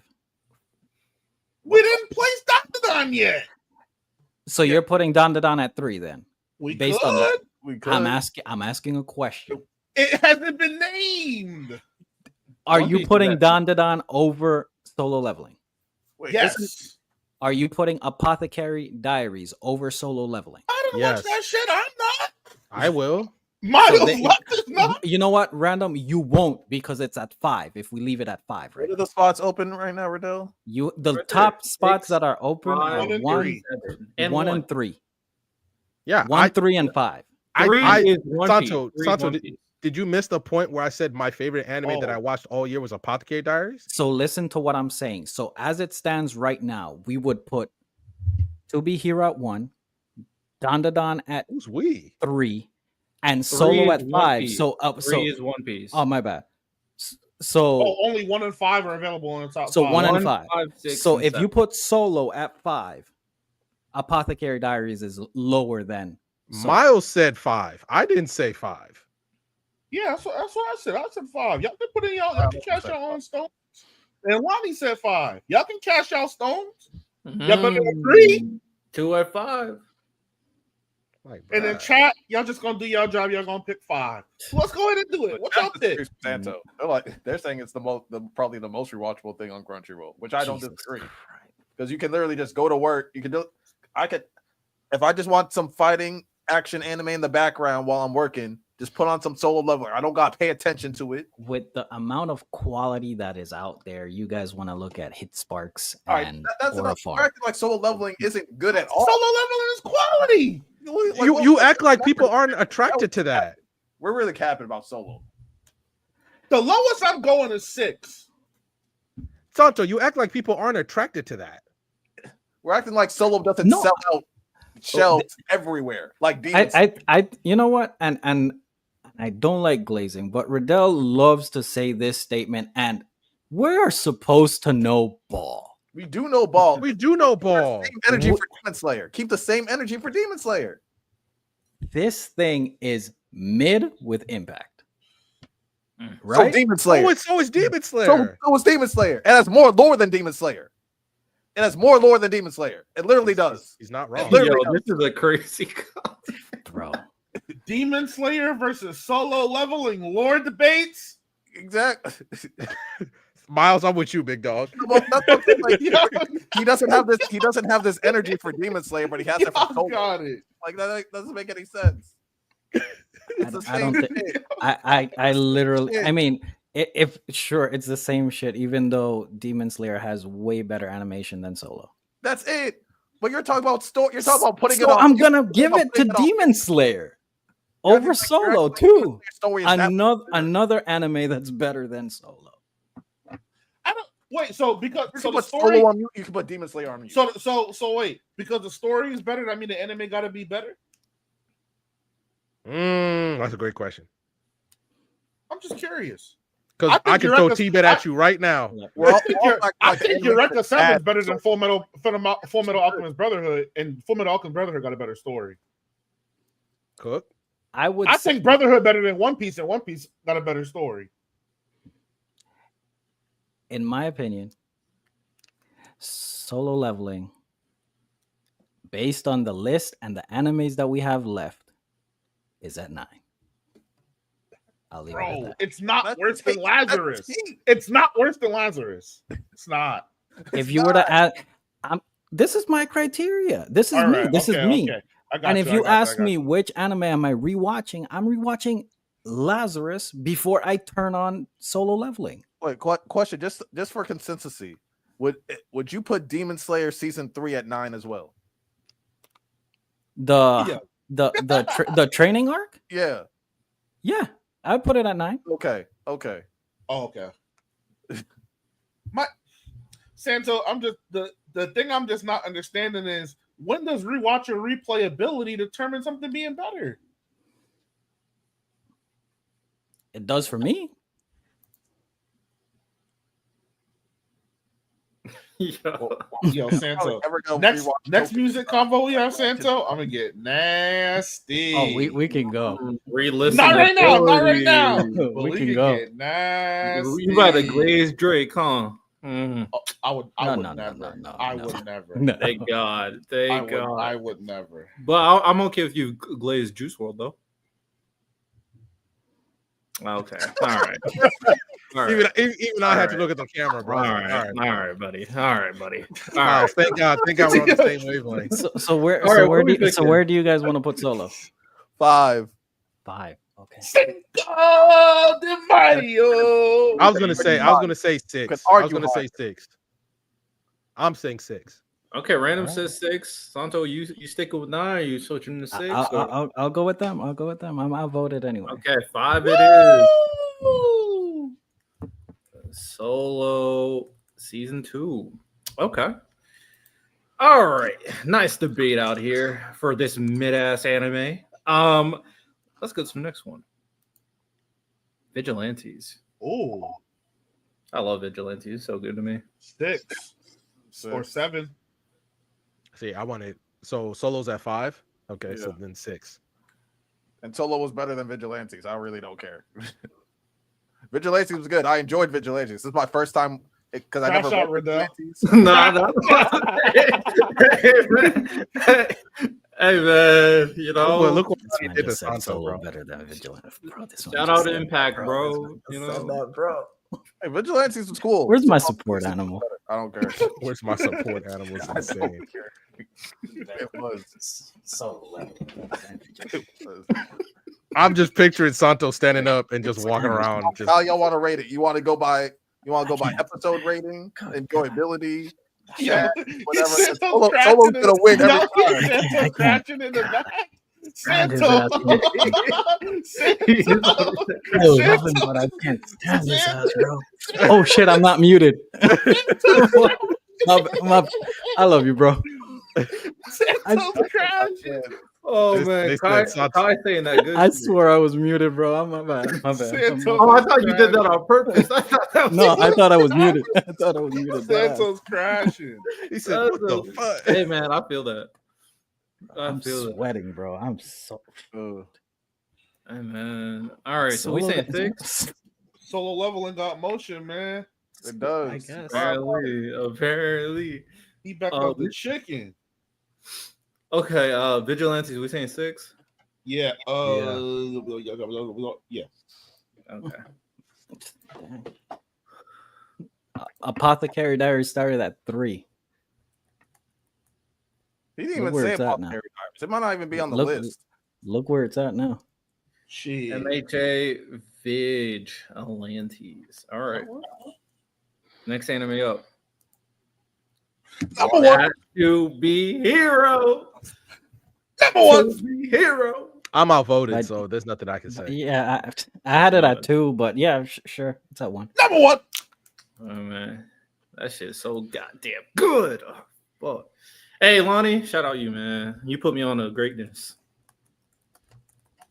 So Yeah, you know Lonnie, it's good thank when you. Liddell starts cussing for real. I ain't thanking Lonnie for shit. This shit's so good, bro. God damn.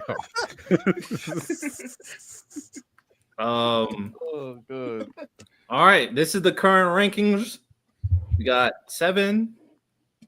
Is 7 last? Is that the last one? And No, 9. we got 9. And 9. Okay. Hey, Santo. When we're all at DreamCon, I want to count how many like soul leveling cosplays we see compared to like vigilantes. Just like get a tally of it. That's nasty. And ask all of them if it's mid. Yeah. You know what? No, you know what? Let's I'm about to point say, out that's a- how many characters from the anime they actually cosplay as. Over under 3. Over under. See some Bro, he's actually cooking with that. I'm gonna see some Over under 3.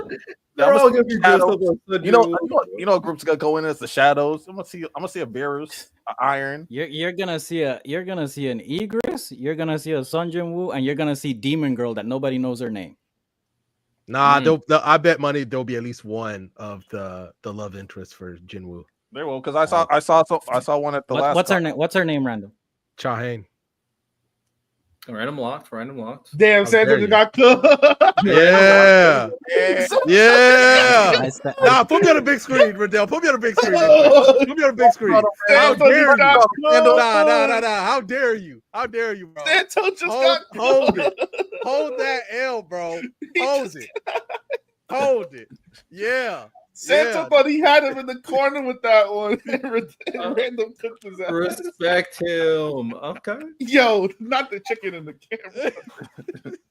Now, All if right. you said that, Drop now if that you said the Healer Girl, I was Drop cooked. that shit. Miles, if you said the Healer Girl, I was cooked. Dawn season 2. What are our spots left? 7 or 9. 7 or 9. I only put on the big ones, man. What the fuck is Lord of Mysteries at 4, man? Because it's a good. I'm gonna put it at 7 because that's the. It's not. I'm not gonna disrespect Don and put it behind it, Lazarus. Bro.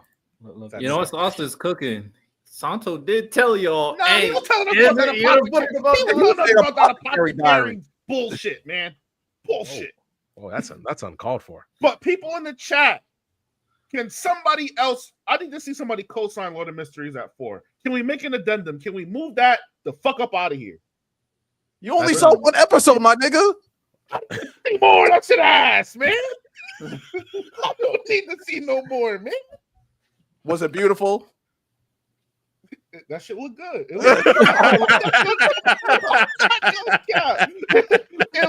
It looked good. That's Yo, all it got. somebody clip that. Somebody clip that immediately.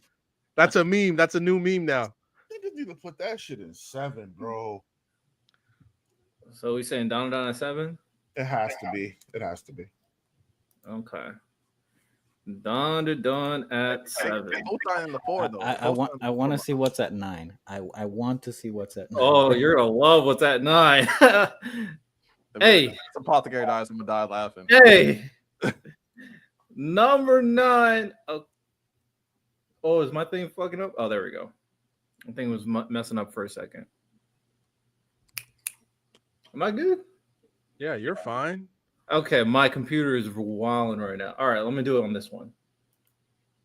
Yup. Yup. Now, Yeah. I mean, there's no other place for it to go. It's going at 9. I've Well, had you the know- most fun this year watching Apothecary Diaries. W list. I think the list is good. Yeah, it's It fine. is a good list overall. Just change I'm some not shit gonna up. lie, Apothecary Diaries is better than all these anime besides 2BRX and Anyone outside of our community would see that list. If Santo goes or they'd see that our list, they would see soul leveling at 9, and they would think that we're on crack. Only thing, Lord of Mysteries, throw that bitch in 7. Move Don to Don up. W list. All right, well, just to name it. So these are the top 10 anime of the year so far. We did a blind rankings for it. So this is what the group came out with. Number 10, Devil May Cry. Number 9, Apothecary Diary Season 2. Number 8, Lazarus. Number 7, Dawn to Dawn Season 2. Number 6, My Hero Academia Vigilantes. Number 5, Soul Leveling Season 2. Number 4, Lord of Mysteries. Number 3, One Piece. Number 2, Togepi's Original Sin. And number 1, To Be Hero X. Top Now, four. Right.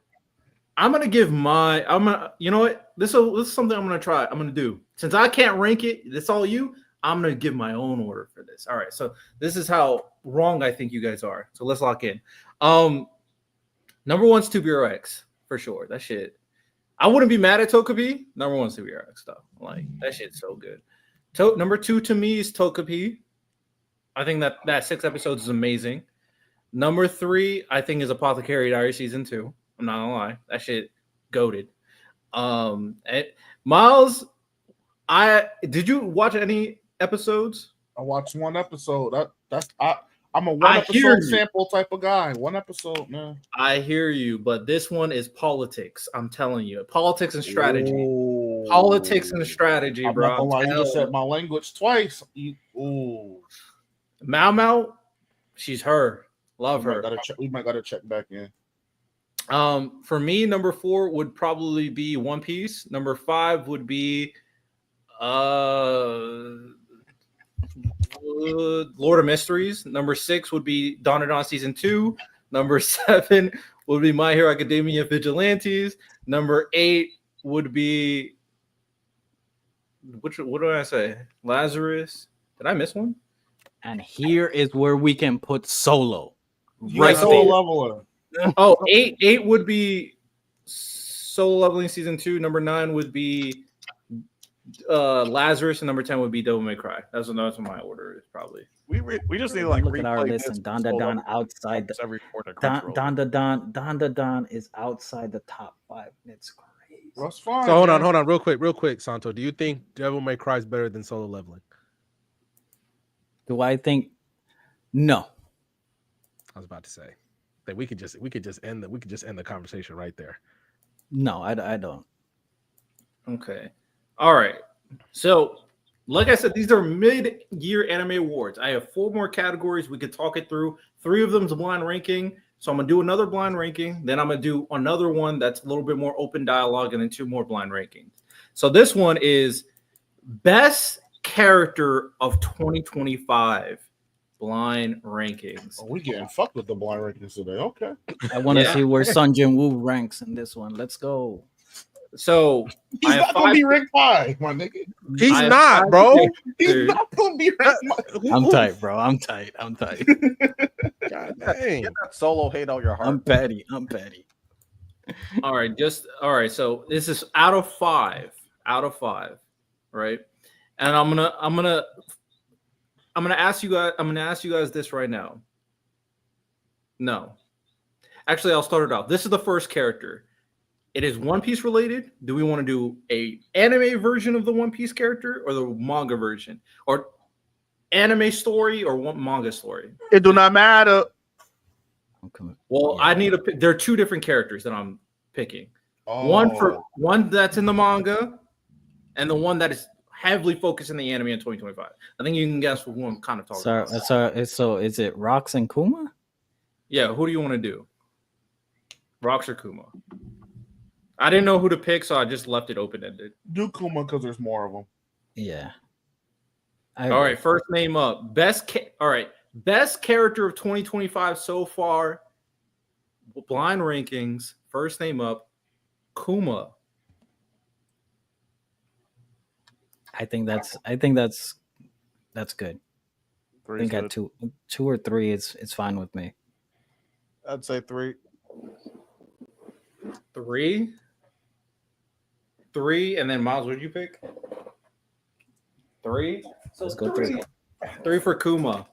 All right, next name up. Sun Jin Woo. 5. Honorable mention if it's available. That's insane. So 5. Everybody's 5. Okay. Yo, Kai said Kai, 2. 2. Okay, Great. buddy. Okay. Next name up, Togepi. Oh, the actual squid? Yeah. It's my favorite character, but I mean, based on the characters that are probably coming up, I'd go with 4. I think Togepi's an amazing character. Did we not see his aura? W aura. Oh, no, not his aura. Fuck his aura. Get his Zoro out of here. Tokubi Zoro? Yeah. Locked in. What did y'all say 4? Yeah, based on the other characters that are gonna be popping up, I'm fine with 4. Okay, Miles, Lonnie, random. Yeah, I'm 4. good with 4. All right, you guys have 3, 4, and 5. You have 1 and 2 left. Next name up. Mao Mao. One. Bianca Ranker. One. Mama, yeah, she's 1. Just not even a thought. She might be the best female character. Despicable. She's top 3. Who the last character? For me, she's a top 3 female. Who the last character though? What? I'm glad you know, every time someone says that, I want to preface this because I want to self-glaze myself. I was the only one up here that was like, Mao Mao's 10 out of 10 right off rip. Now, Random eventually got in train. So I caught up late, Riddell. So I was wrong. I caught up late because I recently watched Apothecary with my girl, and we couldn't stop watching. Random, you weren't on the 10 out of 10 train with me when we were doing the rankings. You weren't on it. Sorry. Yeah, But we're just gonna cap now. So when we were doing, Who was hold on? Even before we talk about Mama, who the fuck was talking about Apothecary Diaries before me? Nah. Hold on. Yeah. The only I talk about it all the time. Apothecary Diary. If I'll say this to the end because I already said it today. If Frieren doesn't exist, Apothecary Diaries would be so much more talked about. Like it is. It's just like I said. It's timing. If Frieren didn't exist, if Frieren did not exist. I don't It think literally that's came what's out the exact same preventing time as people from Frieren, talking about it. and Frieren is a better character, so people gravitated more Oh, towards it's about the Frieren character. than Mao Mao. Even though they're both in the same tier to me, I just think Frieren's maybe a little bit better, but they're both in the same tier. Random, it better be good. I'm gonna binge it. No, I'll say this because my girl does not like binging anime at all. Like it's like the biggest struggle in our relationship is binging anime. Yeah, we just checked out an episode of Apothecary Diaries. Next thing I know, we're like on episode 10 in like one sitting. It was like we like I love Mao Mao. And Miles right now in the manga is P. Riddell, I don't think you're gonna. Oh no, you got the manga. I'm not. Yeah, I'm not and right now in the manga for both of you, peak politics right now. Yeah, Mao Mao's really, really good. She's really Mao Mao's great. All right, here are the blind rankings for the best character in 2025 so far. Number 5, Sung Jin Woo, as where he belongs, to be honest. Number 4, Togepi. Number 3, Kuma. Number 2, Thorfinn from Vinland Saga. And number 1, Mao Mao. Thorfinn should have been 1, but I love Mao Mao. Thorfinn should have been 1, my nigga. But Mao Mao's 1. Oh, All sad. right. Well, speaking of Thorfinn, the next category.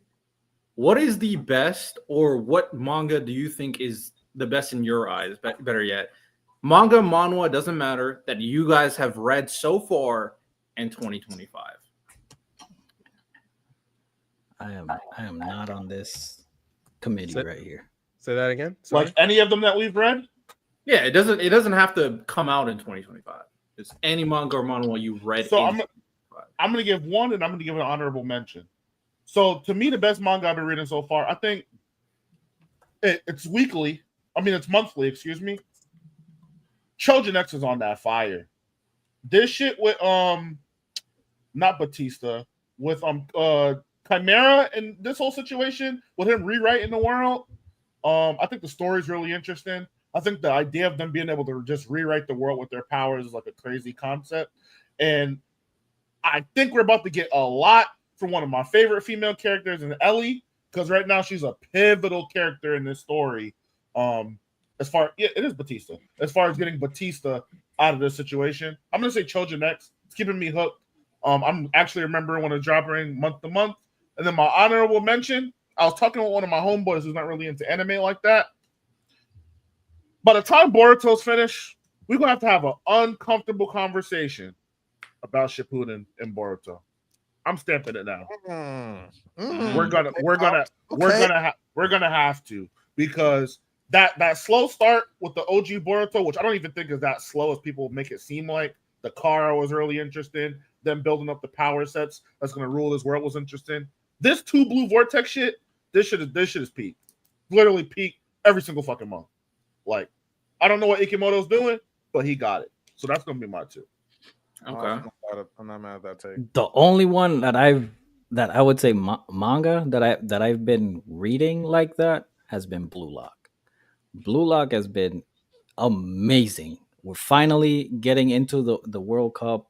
We're finally seeing the growth and development of Isagi and everybody from Blue Lock. Riddell's character Nagi has returned and has shown that he could be the ultimate villain of Blue Lock in there. So I mean that has been amazing this year. So my nod would be to Blue Lock. Nice. Shout out Blue Lock. Lonnie Random. Lonnie, you go ahead. I'm still thinking because like I do read more than y'all. I read a lot. You definitely surpassed me. You be locked in. I binged the fuck out of series. I'm trying to think. You do. All right, so I'll go. My thing, the one I've really been reading this year is a manhwa called Plaything. It's basically a revenge story. What I call it? The second season just started, so that's why that's why I'm so excited about it. It's basically like a girl at the start of the story, a girl commits suicide and her dad basically gets a North Korean defector who's insane to get revenge on the people that made her commit suicide. And now that you're learning more about the girls' personal lives and who's where, and now it's becoming like really political and things like that. It's really good. It's really good. And the first season was really good because you kind of learn, you get a very surface level of what's going on behind the scenes, and then right at the end of the season they just tell you, oh, one of the girls who bullied the girl who committed suicide is very high up in like the South Korean government, or at least our connections. And now it's like, then you're starting to learn, oh, the dad was actually trying to get something done for his company, but then this politician stopped him, and then all this stuff's going on. So now with the second season, and now that she's slowly working her way up the chain, it's getting really insane. That and Mercenary Enrollment, which continues to be fucking gas. Mercenary Enrollment continues to be straight gas. So those are the two manhwa. Ironically, I think I've noticed this year more than ever, I'm reading more manhwa than ever. So Mercenary Enrollment and Plaything have been fantastic. And I don't think I need to tell you guys what Mercenary Enrollment is, especially now that it's getting an anime. But I can explain Are you that talking later. about Teenage Mercenary? Yeah, sorry. Yeah, it's also it's another name for it, but Teenage Mercenary. Yeah. Oh, okay. Yeah. I've read a lot of that. So okay. You need to catch up, Riddell, because they're cooking right now. I think I left off when the number 2 is trying to go after him. Oh, bro. Let me tell you right now. The only thing I can say is the numbers are not in danger, but this is the most danger that they've been in. Okay.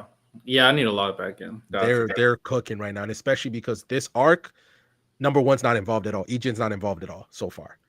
So it's just the numbers themselves taking care of business. And talk about an ore farmer done right. Ejin, yeah, and it's really good because they're finally giving other characters a chance to shine. At least they've been doing that last few arcs, and without Ejin, and now that the numbers are getting this front and stage, and this arc is really. I do like a lot of the other numbers as well. I do think they're good characters. But all right, Lonnie, what you got?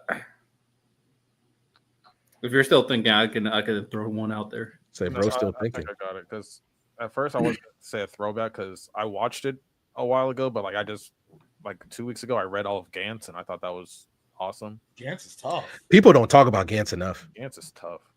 But I didn't want to shout out Ordeal, but I think Omniscient Reader was better than that. But I'll go Tower of God because season 3, especially the end of season 3, was pure gas.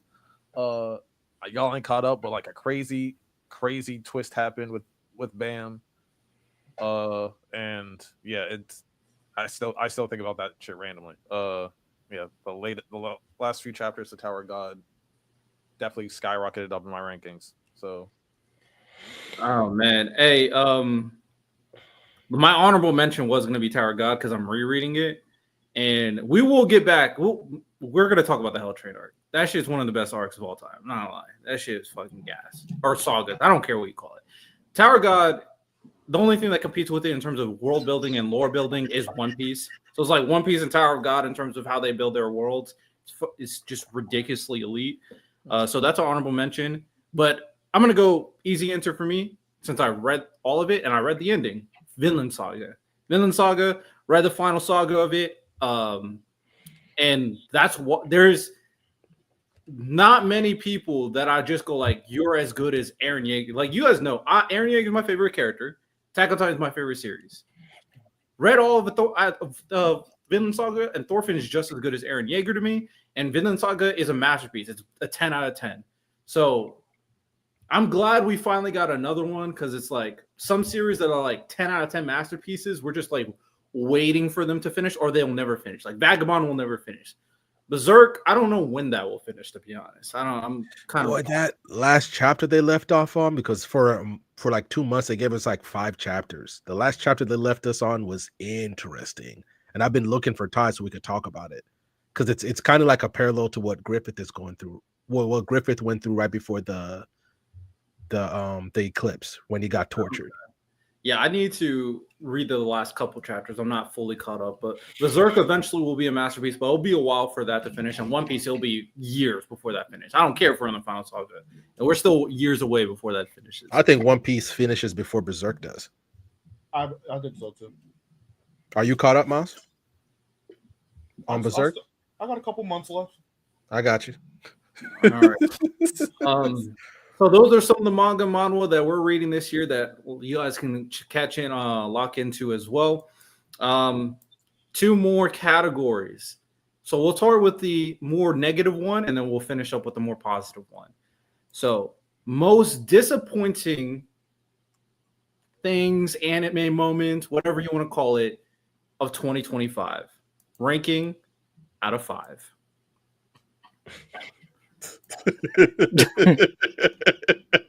Is number one a lot? T-bait animation. Is number one a The lot? beginning after the end, anime adaptation. There you go. Oh God, that's You number said one. it, so might as well talk about it. Still got more views than One Piece. That's insane. People rock with it. That's how great the story is, but that's insane. Hey, Number 1 is the biggest disappointment, by the way. if anything, that's a testament. The anime is so ass, but the story is so good. The story carried a trash ass product. It's like an ugly. It's like never mind. Wow, bro's about to start T-bait slandering. about to crash out. So where are we putting it? It's like a 3 with a dumpy. Like a few shots. Never mind. You get what I'm saying. Woo! 3 with a dumpy is insane. 3 with a dumpy is wild. What are we saying? Where is it? 1 through 5. That would have to be the most disappointing. You sure about that? My heart.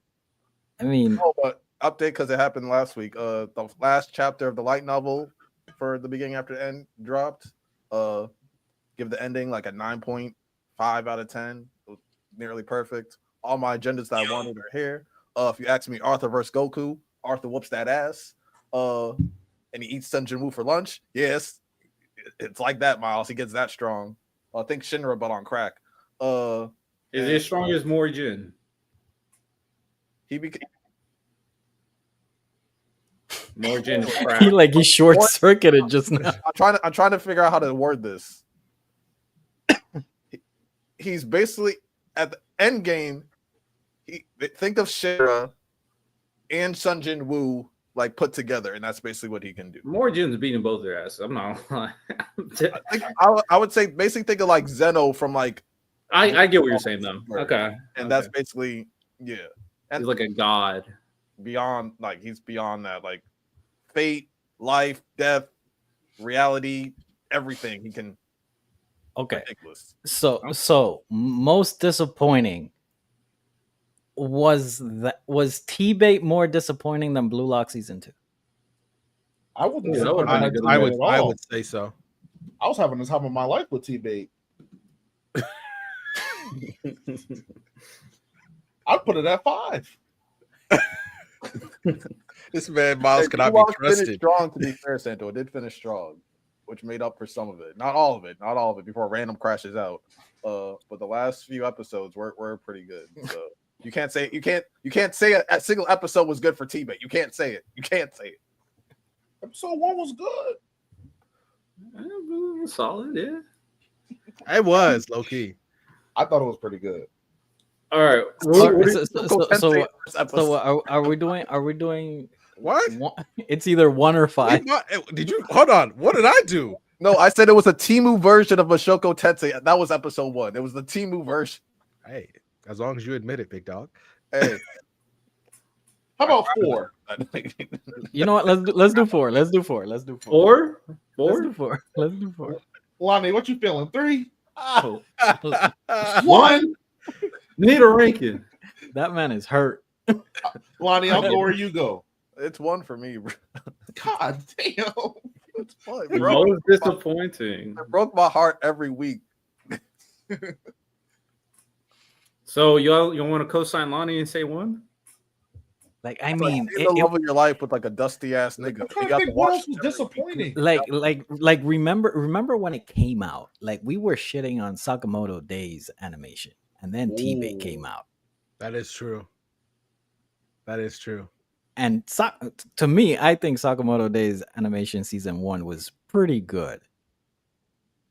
I didn't Now think it was you bad. I thought it was compare it to T-Bait. Ooh.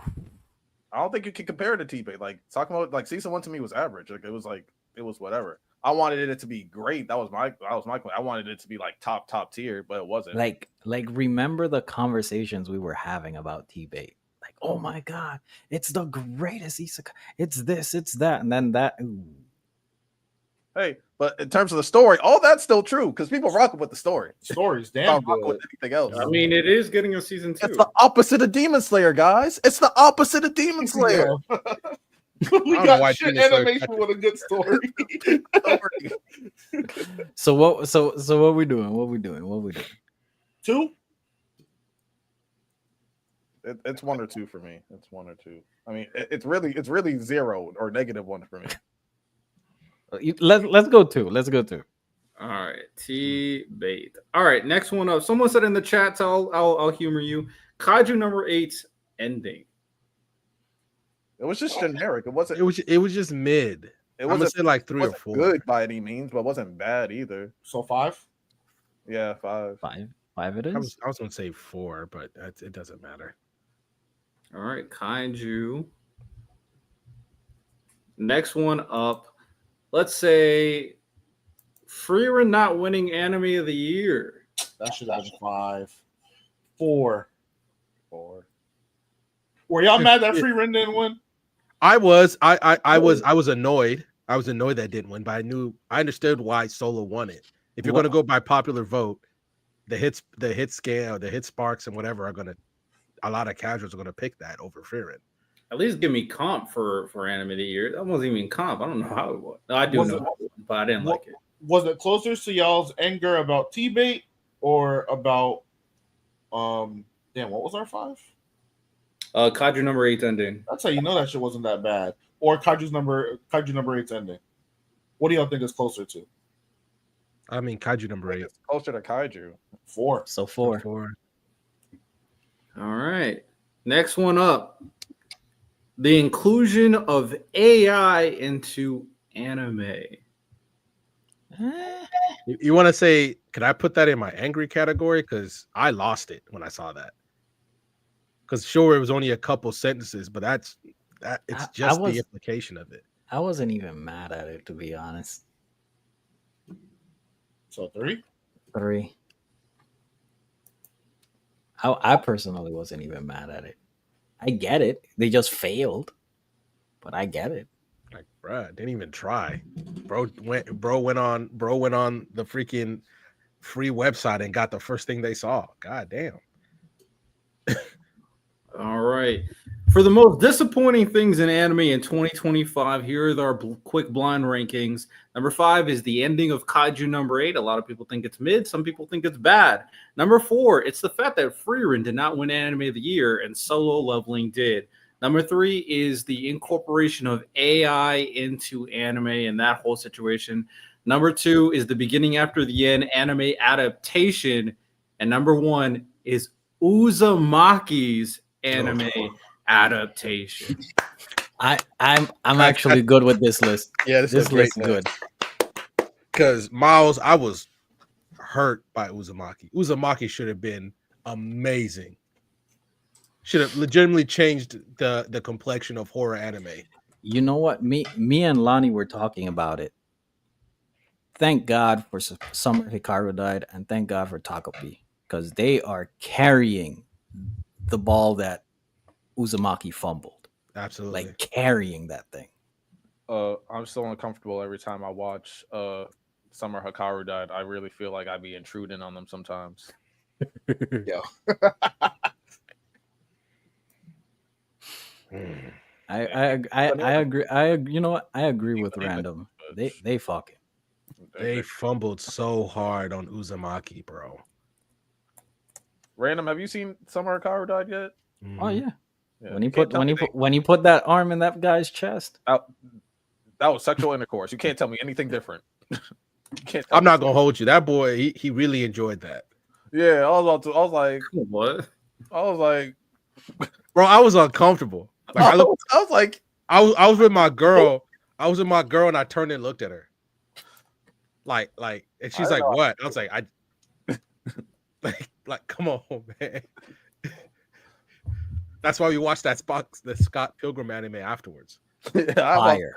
Fantastic. I think I put on like Big Bang Theory or like New Girl. Oh, no, because it's going to be a few weeks, so people will forget. The Scott Pilgrim anime, amazing. The Scott Pilgrim series itself ain't never missed. I'm gonna keep it a stack. Ain't never fucking missed a shot. The movie was good too. It's one of my favorite movies of all time, and the spin that they did for the anime is amazing. Genius. I respect that. I need to peep it one of these days. The amount of the amount of actors who go on to play superheroes on that show is insane, by the way. The fact that Scott was actually the villain in this, bruh. Oh, it was great. Yes, it's been out for almost a year. Yeah, bro. Like, the anime? Yeah. Well, it was out last year. No, you know, you can still watch it. It's great. No. It's still great. When I get amnesia, I'll watch it.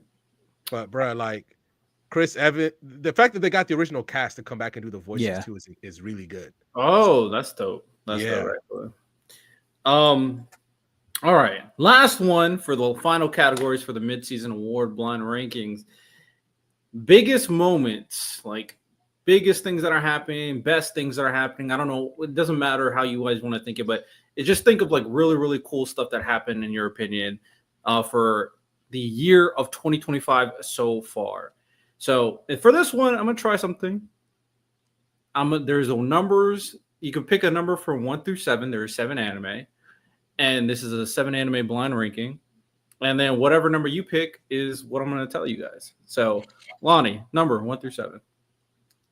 4. First one up.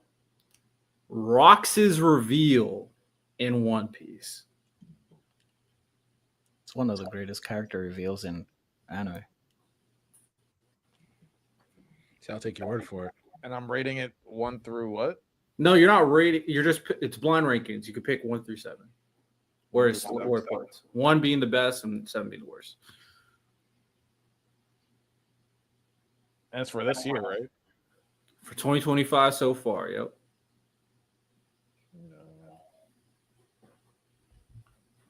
I'm trying to think of everything that Riddell's actually read.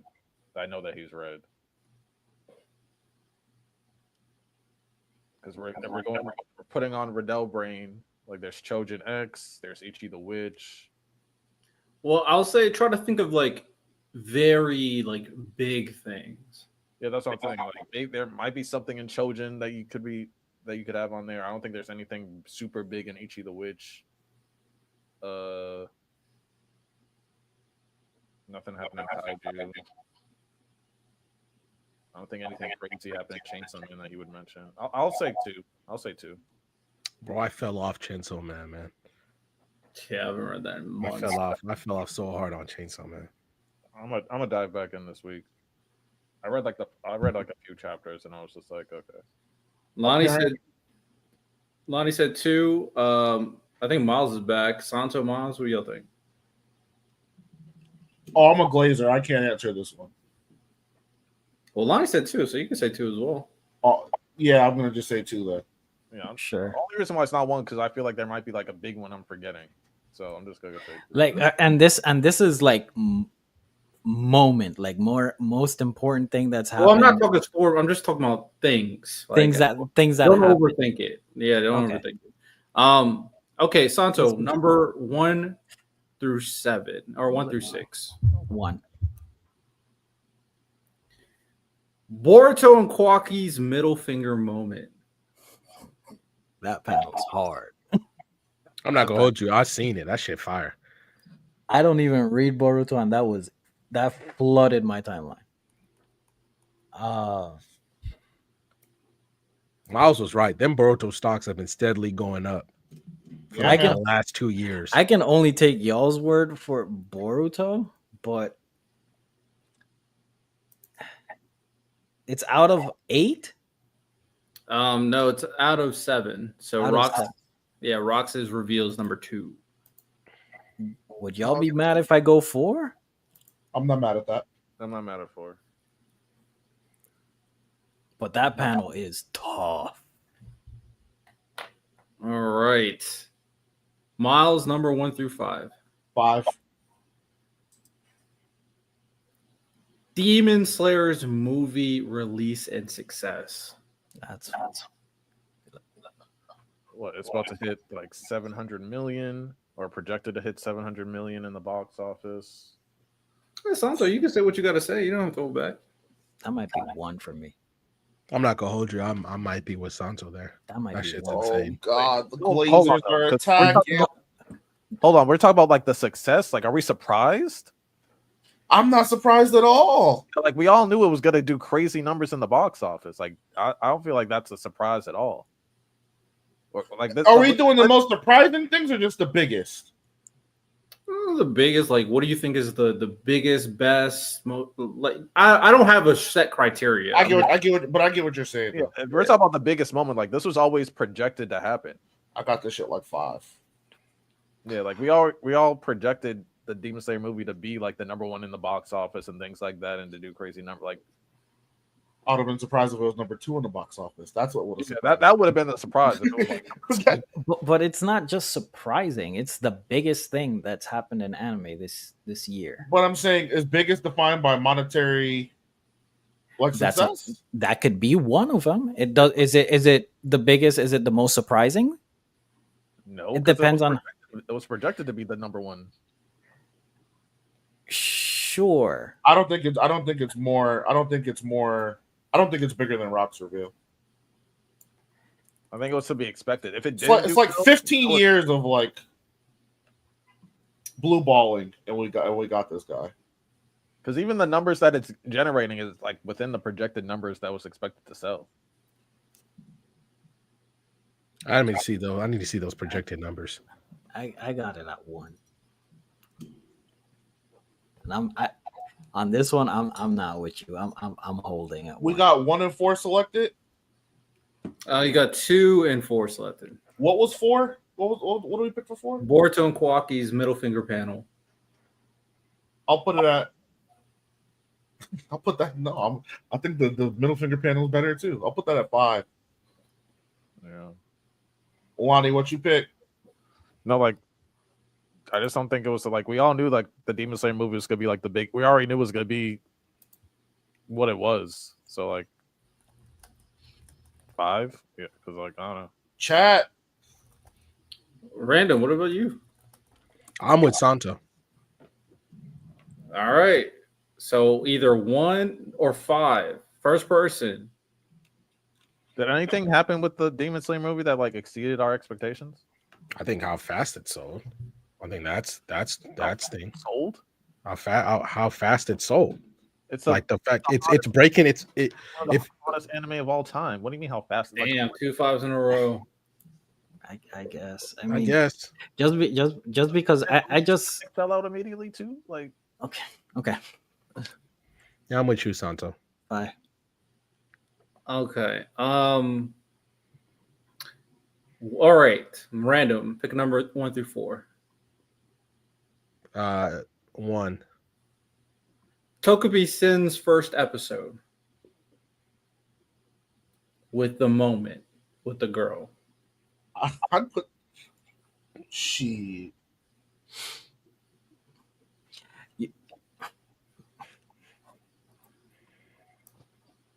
I'd put that 3.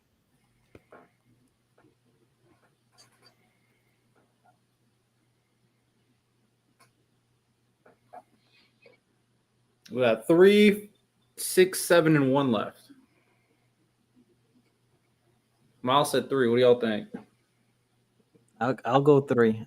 I'd still put Demon Slayer over that, but yeah, we'll go 3. you put Demon Slayer over that? Yeah, because I mean, you're really on. I guess I'm still on Impact and it being an amazing box office debut. You're going on surprise, something that you were not expecting. I think we're just on 2 different ends of the spectrum on this. I guess. But I'd go 3.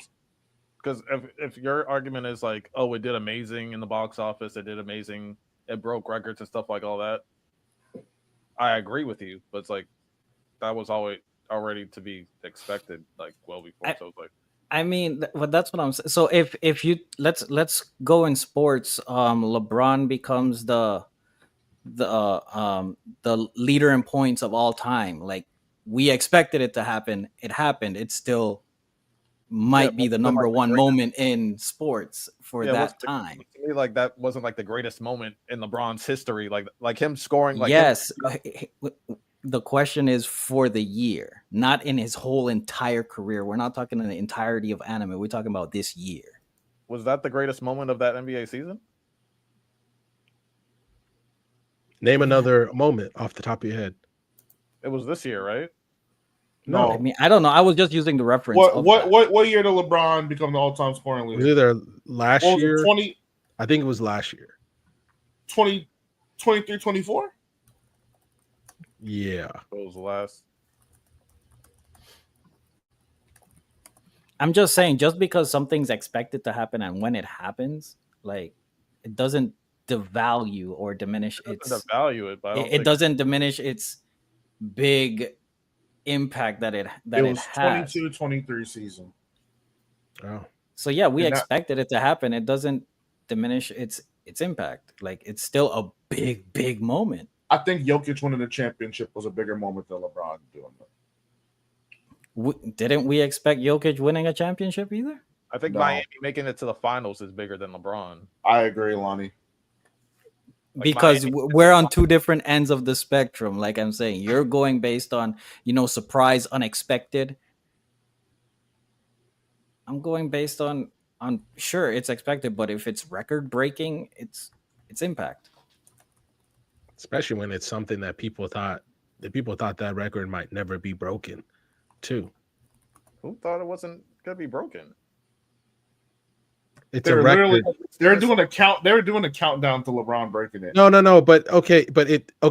Let's pretend like that record by Kareem was not hailed as one of the most unbreakable records in sports before LeBron. We were like 3-4 years before it happened that it was going to happen.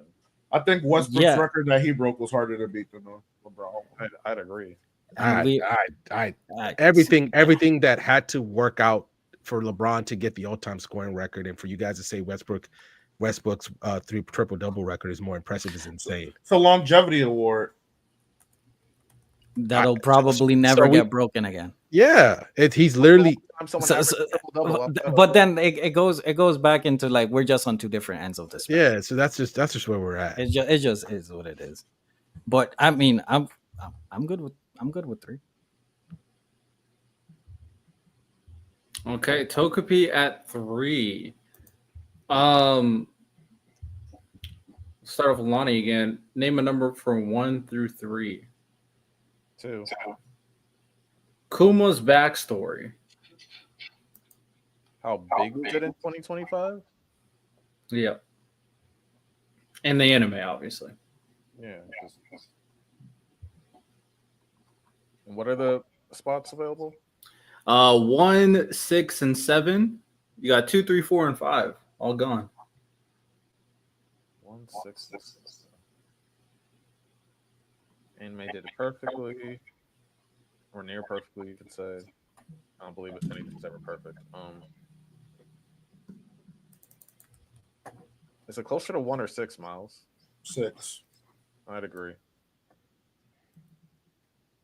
It's not even close to the Rock shit. I think a big part of it is that it happened in 2024. Like we read it, so like Yeah, I'm just seeing it again. I'm just seeing it again. Yeah, I didn't even watch it, so like. Fair enough. We cool with 6, Santo? I'll go with them 6. 6. All right. Santo. Number between 1 and 2. 2. So I think I messed up on this one. For some reason, I thought it came out. I knew it didn't come out in 2020, but I was thinking about it in terms of 2025. I said the success of Dawn to Dawn's opening. Oh,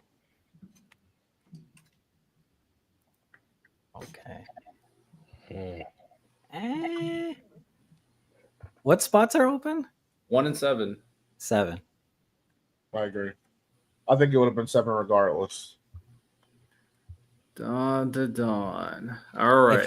If it was Mashal, then maybe there's a different conversation. But because Mashal came out first and we saw the impact, yeah.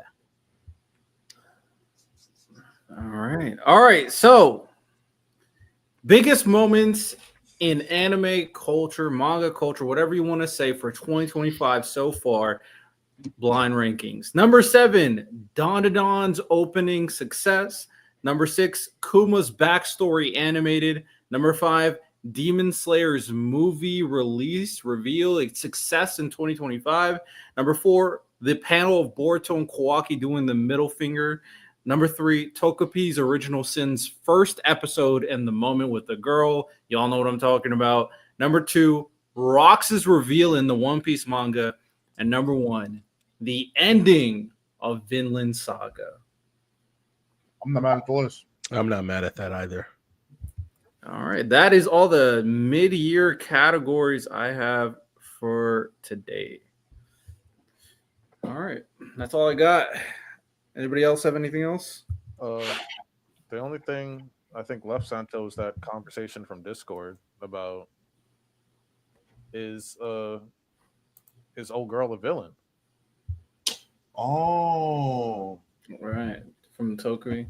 She was in that timeline. Yeah, she definitely became a villain when she had Asuma hide the body and started to manipulate him. Yeah, And kidnap children.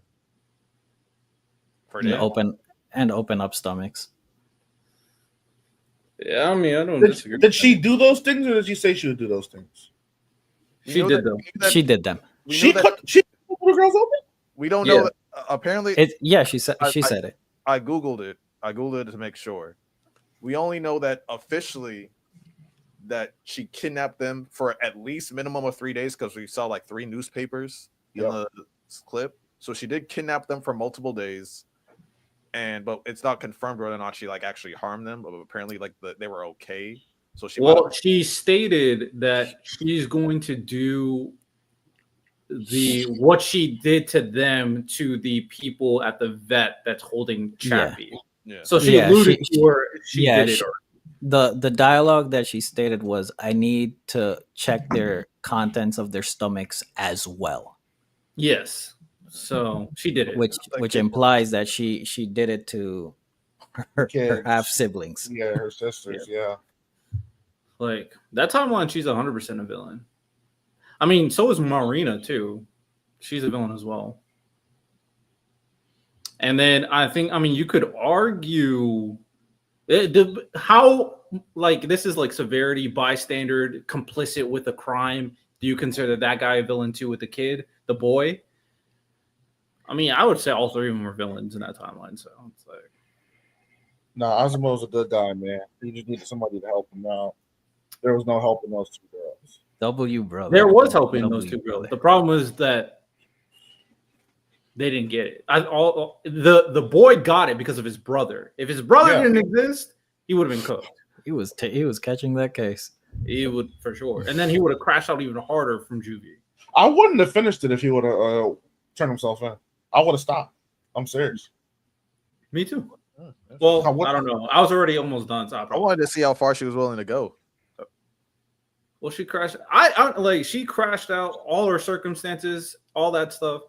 That's why I respect. Tokubi found the right answer after dealing with her and Marina and Azuma.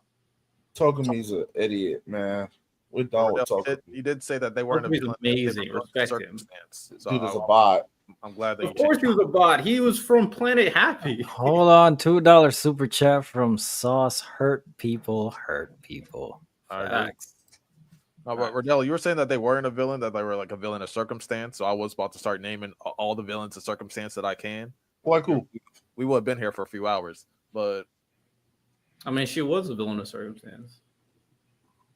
so are a lot of people. They're still villains. I never said they weren't. I'm just clarifying. She's not a villain. She's a villain of circumstance. Well, I think there's a difference, just like how Kai said it in the hot take. There's different types. Like if you're just embedded pure evil, she's not pure evil. No one said she's pure evil. That's the point, because all she needed is someone to talk to, and she got it, and she ended up like being a normal girl. A lot of people need people to talk to. They still end up as Homelander probably needed someone to talk to as a kid. No, That would have helped. I don't think that would help him either. Just being nasty. That would help. Yeah. Shout out. Great message. But eventually 2BRX will surpass it. And man, that 2BRO is so fucking good, bro. It's That last episode was heat. Again. Hey, question for you guys before we wrap it up, because me and Miles talked about it. Is Johnny Boy about to pack up Ghostblade? I hope he do. I'm an episode behind.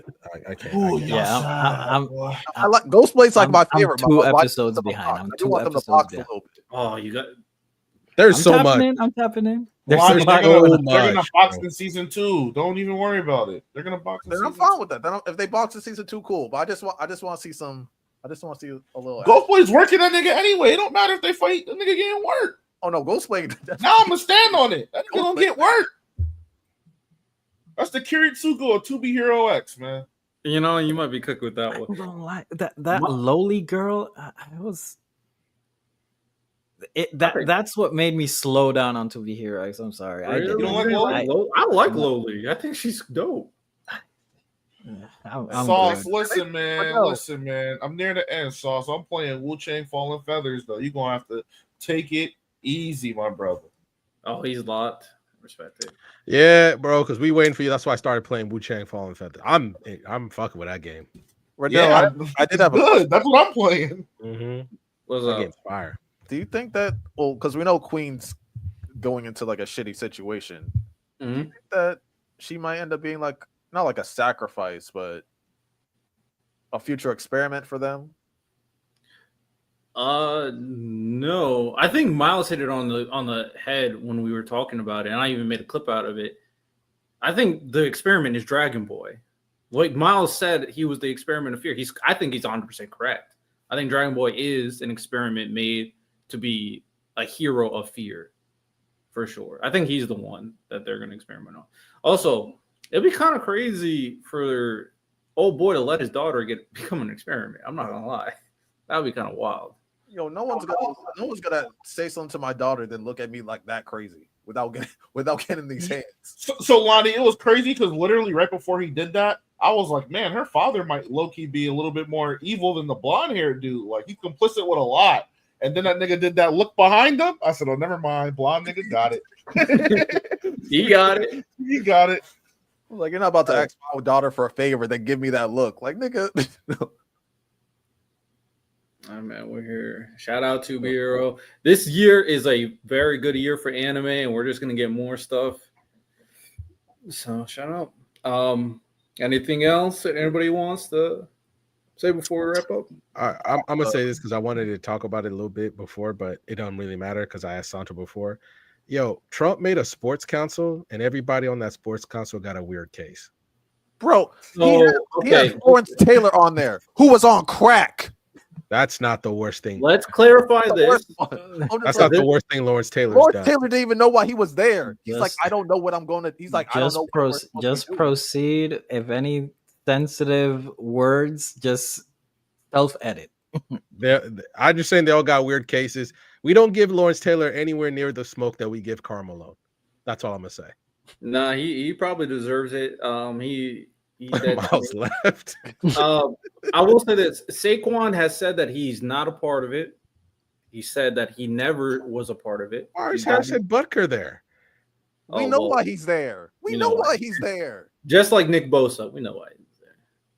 Now I'm disappointed in Tua. I'm not Remember gonna when he lie. said at that school? That's why he's there. I'm disappointed in my boy Tua. I'm not gonna lie. By the way, that Who couldn't order get that he put out for NIL, they're just gonna pay them kids under the table, right? It's too late. The door's been open. So, bro, they're just gonna do what they usually do, and just somebody getting paid under the table now. That's not gonna solve anything. But sorry, I just wanted to say that because that's insane.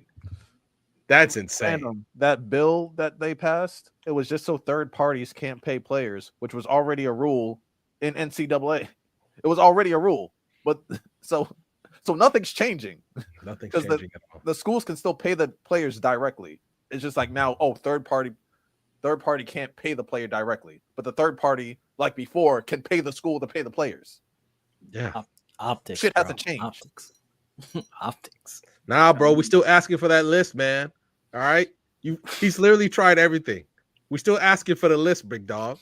Hey, We're not they're, gonna point, get it. they're appointing people who were I know on we're not crack. gonna get it, Riddell, but we Lonnie, I understand you want to keep saying that. That's not the worst thing Lawrence Taylor's It's not done. the worst thing. But also, we have someone in charge of health who was on heroin. We don't gotta get into it, but whatever. That's insane. That's insane. Shut up, bro. Can't But- make this up. But yeah, it's just like, come on, y'all. Like, even Mariano Rivera, I was like, yo, he's in like a lawsuit about a weird case. I was like, what's going on here? Not the boy Mariano. Ugh. Like, I was like, how do you? This is why that right there is why people are gonna continue asking for the list. I don't care if you like, we're gonna straight up try Obama for treason, which is insane. But like, come on, bro. Like, what are we doing? Let's let it rock. We don't gotta get too into the politics stuff, you know what I'm saying? That's insane. But shout out, man. This is despite all the craziness, we still got good anime to watch. So that's a W. Mm-hmm. Good By the anime. way, Lonnie, you weren't lying. Call the Night's good.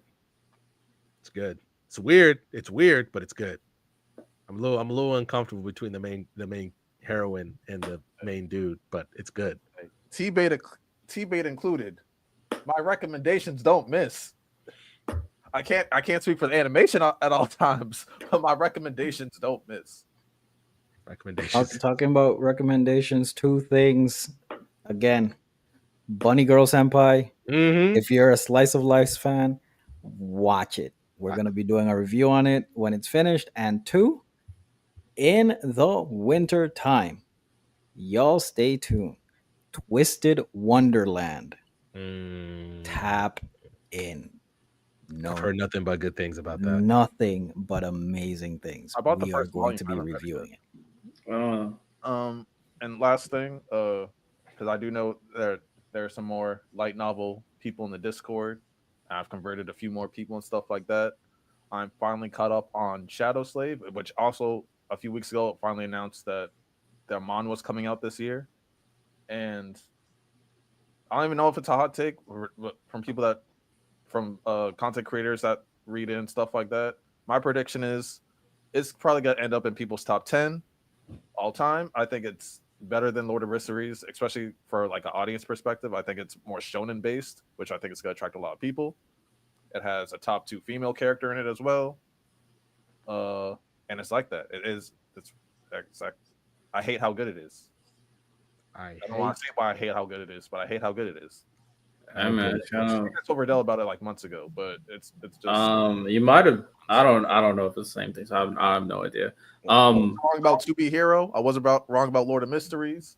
I wasn't wrong about Omniscient Reader, and I think it's better than all of them. So I will say this: can we do a full like series breakdown of Vinland Saga? Because I'm reading the manga right now, trying to finish. I mean, I'll be down. I'm sure Ty, when he catches up, will be down. I think it deserves that. It deserves that. That's I think it's a masterpiece. So I'm not mad at it. how many chapters total? 2 something. 2 I know something.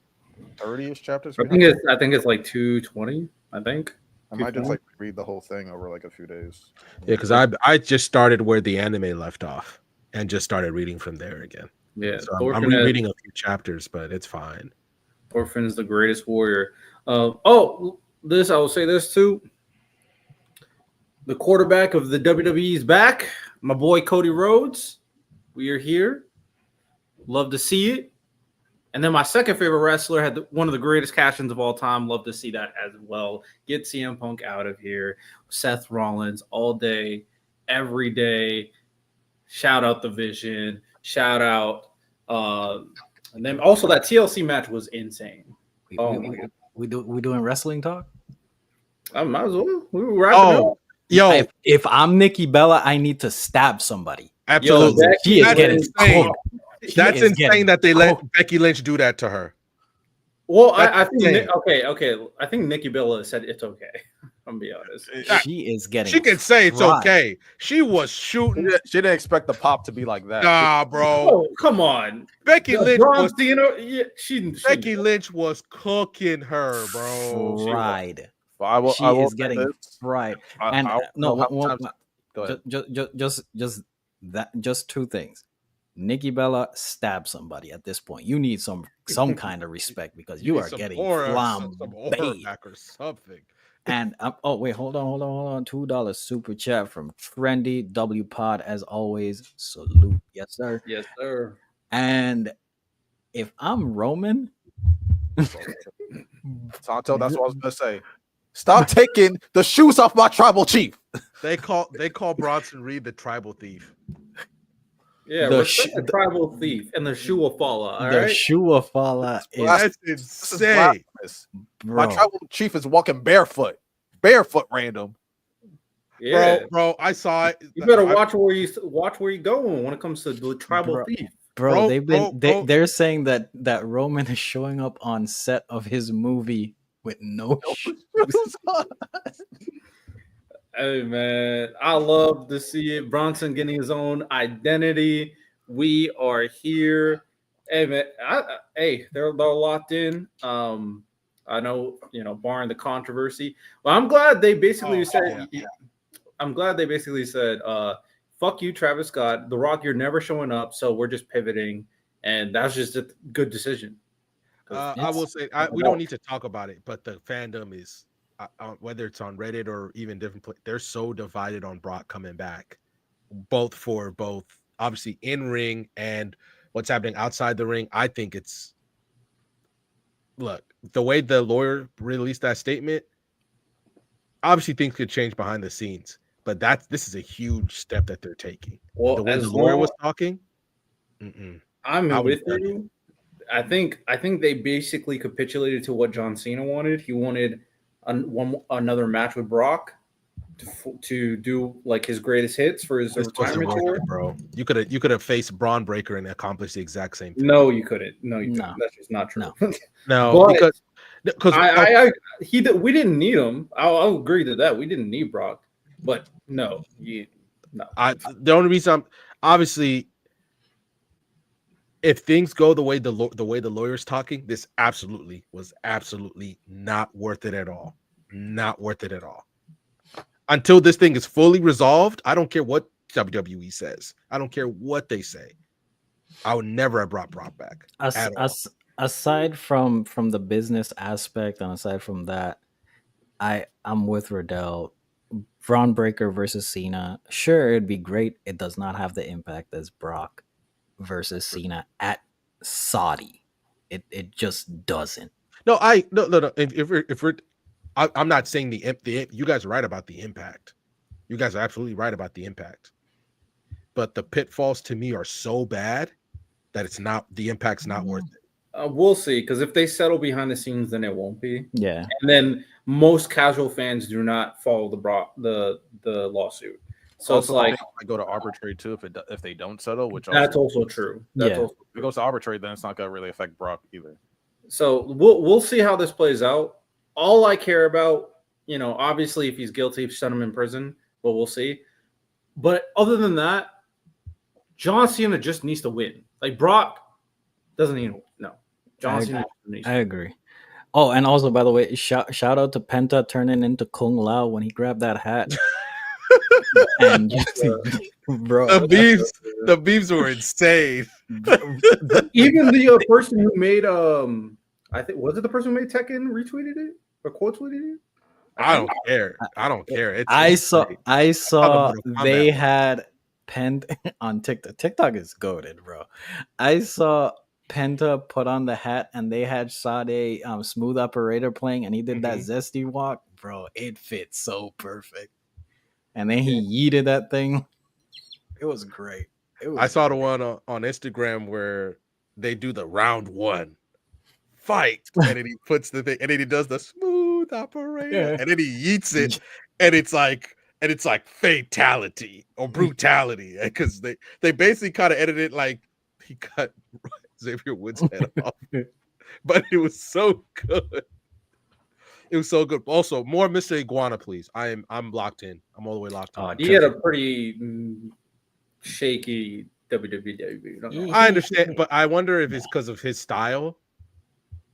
Is it because of it? I've only seen a few, I but think he was just nervous in front of the huge crowd. I mean, aside from that one botch that he had, I mean, it was solid.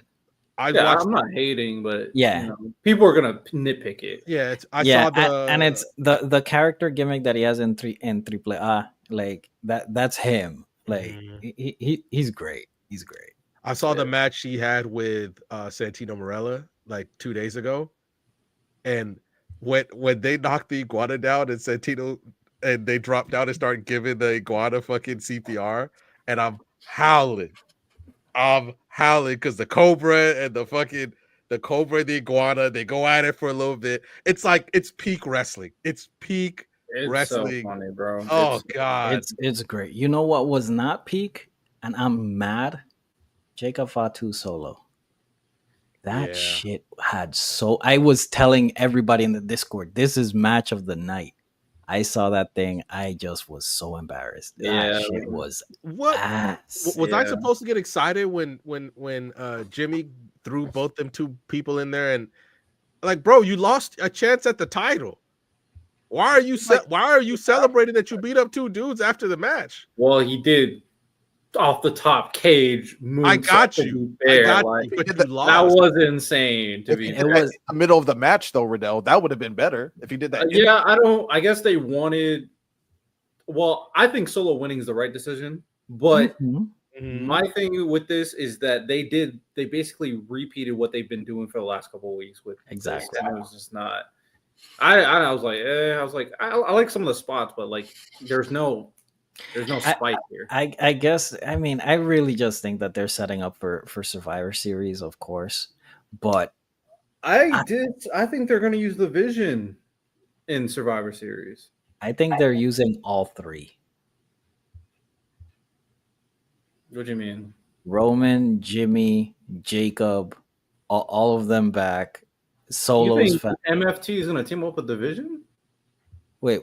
No, I think the Vision, like Seth Bronson, is going to be in Survivor Series versus Roman, CM Punk, LA Knight, and then whoever they add.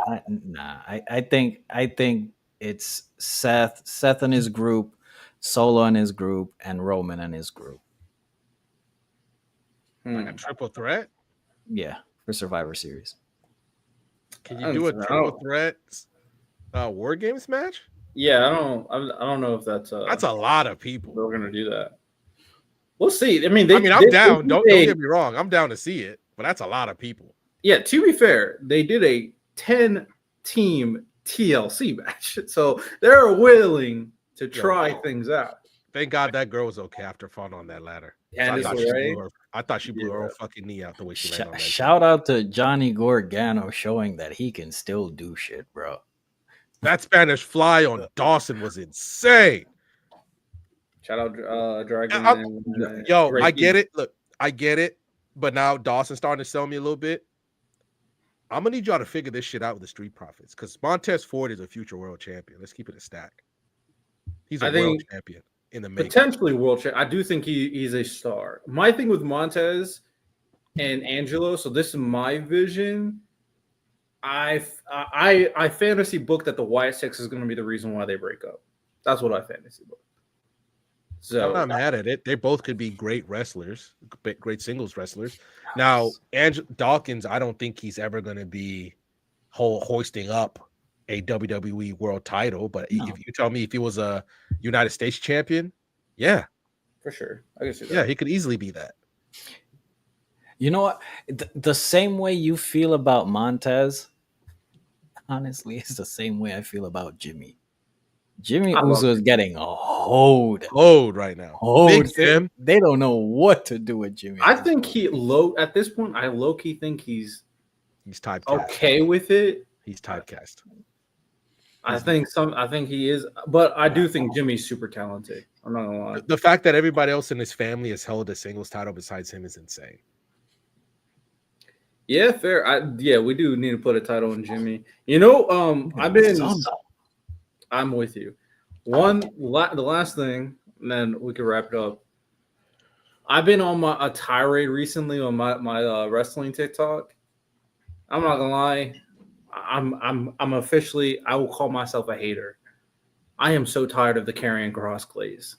I am so tired of it. I do not like it anymore. I don't think it's glaze. I think they recognize what's happening. I think it's 100% glaze. They are doing way too much with this Karrion Kross. He might not be coming back. His contract ends. His contract. Well, I know that, but I'm talking about even like before that. Even like before we knew his contract. What was wrong with what the glaze was? Hey, we don't see him at all, and we want to see him. No, that's not true because they saw him. We saw him plenty. We saw him in the feud with the Pride. Nobody gave a shit. He made it to WrestleMania. They had to spice it up by adding Bubba Ray. All of it's been bad writing. Everything that's working right now, it's Karrion Kross by himself doing it. Like he's leading his listen. He's actually he's had multiple interviews and he's said this. They've actually let him lead his creative at this point. Everything that he's doing is him. They've given up because they know he's gone. So they're just letting him kind of do his own thing, which is crazy because they usually don't let wrestlers leaving the company do everything before that has been trash. They've written for him. This stuff, this character that he's doing, he's going to indies, GCW, everything. Like this is him doing his thing now. Yeah, and it's about work. That's fine, but like I'm not. I need to see that exact quote to say that everything beforehand was someone else. Because they've made it very clear in different situations when it comes to the WWE that it's a combination. Like Drew McIntyre said that, a bunch of other wrestlers say that. Like it's much more compared to the Vince McMahon era. It's a collaboration between the talent and the writing staff. Okay, of but course, the writing staff has the final say, but it doesn't make sense where it's like, okay, we will write everything for you. And then all of a sudden, we just allow you to do whatever you want. They know he's gone. Here, bro. They know he's gone. If they know he's gone. If Vince was still, why would they give him TV time if they know he's gone and then he could do whatever he wants? That makes no sense. They knew Ricochet was gone, so they killed him off. And he didn't get any promos. They just killed him off. But they were giving Karrion promos. With Braun Breaker like a few weeks before that. Yeah, and they weren't letting Ricochet just do these random promos. It's Ricochet promos. Of course, they're not gonna give Ricochet the mic. Braun time to do that. Braun Strowman was being pushed, and they fired him. Yeah, I understand that, But when it comes down to Braun Strowman, that was a contract negotiation that fell through. What Random is saying to me is it makes it seem like they always thought that they were going to get rid of him. No. For the last couple of months, they allowed him to just do whatever he wanted. No. That's not what I'm saying. They legitimately tried to re-sign him. That's why he started getting more TV. They do this all the time. For instance, let me give you an example. Before Cesaro left, all of a sudden he's in a world title match, fighting wherever the world championship was at the time. Right. Like they do that all the time. Now, the reason why now if Vince McMahon was leading WWE, they'd be way more petty. Like when the Revival left, they wanted to put the Revival in fucking clown suits and make them lose and do whatever. Basically try to destroy all their credibility before they left. Triple H is being a little different. Also, Karrion Kross still moving fucking merch for them. Moving a lot of merch. I agree with you. And I think the glaze of Karrion Kross that's happened recently is purely because that on WrestleMania 41, where you did the shoot promo, where you attacked like certain people and Logan Paul. Ever since then, everybody's like, "Oh yeah, Karrion Kross." Because they know what. Why is that a bad thing? Like, how is this glaze negative? Because now you're noticing. I'm not mad at Karrion. My issue is when you're trying to down other talent and push Karrion Kross. Like people are trying to say that he deserves a world championship picture, and I'm like, bro, yes, that promo was good. I always thought he had pretty good promos, but this is the same person you just didn't give a fuck about for so long. And now just because he did an edgy shoot promo where he's cussing out the company and Logan Paul, that's wrestling. Nothing about him. Nothing about Naomi like that, huh? For a while, Naomi was just another person in the cog. Naomi was still a popular. She just wasn't a top baby face. And the difference between Naomi, she did a heel turn. Naomi was always good in ring. She would get pops as well, but she wasn't a Bianca, Rhea, now Io type. The heel turn. No one cared about anything with Naomi. They knew that she was just another jag in the system. And then they got the heel turn. But this is a character change. She was always good in ring, and she always cut good promos. They just didn't like her prior character. They changed her character. Everything else they liked, like the new character added a different element. Karrion is the same person. He just did an edgy promo. No, Riddell, I think that promo confirmed what people always said about what's happening. Nobody said anything. Everybody was bored. No, Riddell, I'm telling you before, because people are like, what's happening to Karrion Kross? How come we only seen him in these random things? He's not getting consistent pushes. He's not even getting consistent TV time. And then Karrion Kross confirmed what his fans and people in the WWE who think he's a very good wrestler said. And the fact that Braun Strowman's come out and said what's going on in the WWE, what's his name? Baron Corbin, all these people have come out who's been in the new Triple H era are confirming what Karrion Kross has said. Like, I think that's what it is. And now people, because they know he's gone, a lot of people just lamenting like, damn, this could have been really nice if things worked out for him. Now, I think he's going to go in the Indies and fucking kill like Matt Cardona. That's what he's about to do. He's about to tour and make money. That's what he's about to do. Potentially, I'm not mad at Karrion, because if I'm Karrion, I'm taking advantage of the momentum for sure, 100%. My thing is, I'm getting kind of annoyed with this idea that fans can just take over shows. And it does. I don't think, like, there's exceptional cases where it's like, okay, yeah, this is truly bad. Like Cody Rhodes and Daniel Bryan for sure. But when it comes down to it, this whole where they're trying to do it more and more with like these more and more movements where they're trying to trend hashtags or they're trying to co-op the show of like, we want this wrestler. And it doesn't seem genuine when it comes to Karrion Kross, because they didn't give a fuck about Karrion Kross. Now, Karrion Kross fans, this is what I said even in my comment section. If you were a Karrion Kross fan the entire time, I respect you. I'm not mad at you. I just think these other people love edgy shit. It's like, okay, when you talk shit about the company, now you're my favorite, because I didn't give a fuck about your wrestling matches. I didn't give a fuck about your promos before. I didn't give a fuck about the storylines you were doing with the Pride that put you on WrestleMania, with what happened to the Wyatt Six. What happened after that? The Pride left the WWE, or Bobby Lashley left the WWE. The stuff with the Wyatt Six, that shit all went dead, and The Miz went to SmackDown, and multiple guys got fired off of that. Like, everything he was doing was not good, and people did not care until he called out Logan Paul and the company. And if that's what it takes for people to get over, I don't think that's one, creative. I think that's lazy, and I don't think that's good for the business if people are just calling out the company in general to get over. I don't think that's, unless it's within character, like MJF, like unless it's within character. So I just don't think, and all this glaze with Karrion is genuine at all. So if Bailey got the fans behind her after she called out the company of being sat down for Charlotte, issues with her booking and whatnot, would you have an issue with it? Would you call that lazy? Well, when the situation with Bailey, it's interesting with that one too, because she did what she did, and then she tried to come up, oh, I'm babyface, and they still didn't give a fuck. When it comes down to Bailey, though, at the very least, there are multiple times in her wrestling history where she's gotten over. She was big, she was cheered. People respected her in-ring work, her promo work, and character work in different circumstances where people care. So Bailey's already over. So that's not a situation where now everybody cares because of one thing. People already care about Bailey. And when I saw what she said about it, I don't think she was talking shit about the company at all. She just felt like her current standing is not appreciated more. And that's fair when it comes to like not feeling appreciated more. And that usually comes from the fans when it comes down to it, because the fans don't cheer for her unless she's in Europe.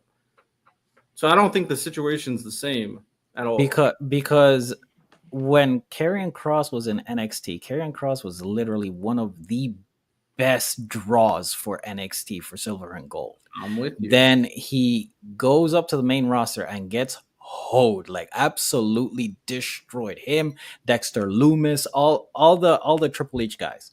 So if this is what it takes for them to be working the entire time with just bullshit writing, trash, not attention, whatnot, for him to get over, I'm here for it. I don't think that's lazy. I'm better than this. Use me. Do something. They were, and I agree. The stuff with Vince McMahon, I'm 100% with you. Vince McMahon was awful, but they were using him. And to make it sound like it's, I hate this too. Don't forget that everything that is bad, it's like, oh, it's all the writing staff fault, but everything that's good, it's all the wrestler. Like there's a new No. There's obviously both. I thought his match with Sammy could have been better, but there's a lot of matches that could be better. He doesn't have good matches either. In WWE, no, name me in the main roster, because that's the fans that we're appealing to, not NXT. In the main roster in the last couple of years, what was a good match? In the main roster in WWE, I cannot remember a time that Karrion Kross was pushed strong. He was fired once. Don't forget, he was fired once. And I'm with you. When you get, like I said, everything with Vince McMahon, I agree. So we're on the same page. Vince McMahon sucks. I'm here with you. Quick question: didn't he like have that like whole time thing with Roman? Like he his wife like put the sand glass like on the ring, and then like they just never followed up with that. Yeah, I don't know what happened with that. Sometimes it is weird when they do certain storylines and don't follow up. But they've been doing the time thing with Karrion for the last couple of years. Like he did it with multiple wrestlers, and nothing paid off. And then they tried to pay it off with the Final Testament as the group, and nobody cared. Anytime they came out, nobody cared in the matches. Nobody cared about the promos they were doing. They were booked strong though. They had them beefing with. They were dominating so many people. They were dominating the Pride with Bobby Lashley and the Street Profits, and nobody cared. Okay. They were battling the Street Profits, bro.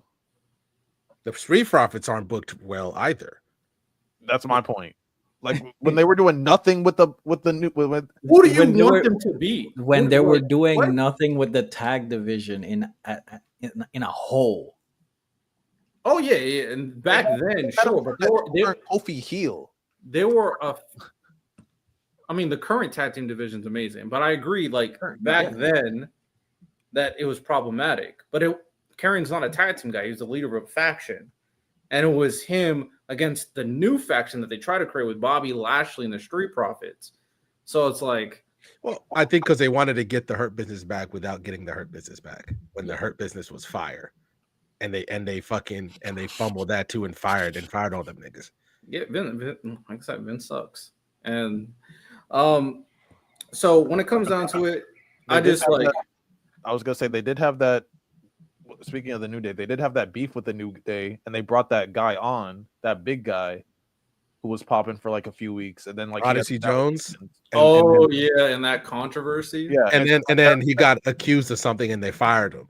yeah, He got accused of like DV or something and they yeah. fired But him. then it right? turned out he was innocent, which is. Shout out. Yeah, that was Odyssey. a weird situation, but But yeah, that I mean, dude ended up dying because, like, remember, like he was trying to like convert Kofi and then Xavier and stuff like that, and then the new guy yeah, showed up. and nobody cared about those segments. Like I'm not. No. I wanna be clear, I'm not. they changed I'm the sorry, breed, but I bro. am not going to let that slide. People cared about Xavier Woods. They turn. cared about seeing Woods or The new guy Kofi. was popping, Riddell. People loved They him. did not care about his promos, and we're not interested. They cared about the potential heel turn, not him and what he was doing. The big Yeah, because he was helping guy was cause the heel turn. What's cooking? What are you talking about? So okay, Ugh. when the point is when it comes to a cause of a heel turn, that cause could have been replaced and it wouldn't have mattered. Yeah. The thing about turn happening, Riddell. The new guy was all energetic. It was pissing off Kofi or Xavier. I know. I'm saying that they didn't care about the fact that it was Karrion doing it. They cared about the fact that it was happening. No, The fact that Listen, Karrion not Cross's there. the fact that Karrion Cross's character right now is appreciated is one, sure, the shoot promo, but he's been building this character since then. I know he has, and nobody cared until the shoot promo. Okay, Nobody so cared. He's been doing the okay, same thing for years. So Riddell, so time to build, there's a climax to the character building. That was not a climax. He just that he did the shoot promo because he was pissed you didn't make it on Riddell, how WrestleMania. many times did Cody Rhodes have to say he needs to finish the story before people like caught that on as like, oh, that's the new No, do not. This all right. Look, This is not equatable at all. I'm Did he being have to honest. say how many times did he have to say I have to finish the story before people are like, oh, People were already down with him finish the story from the beginning. So the very it's not first even time he said I equatable. need to finish the story, it was an instant pop.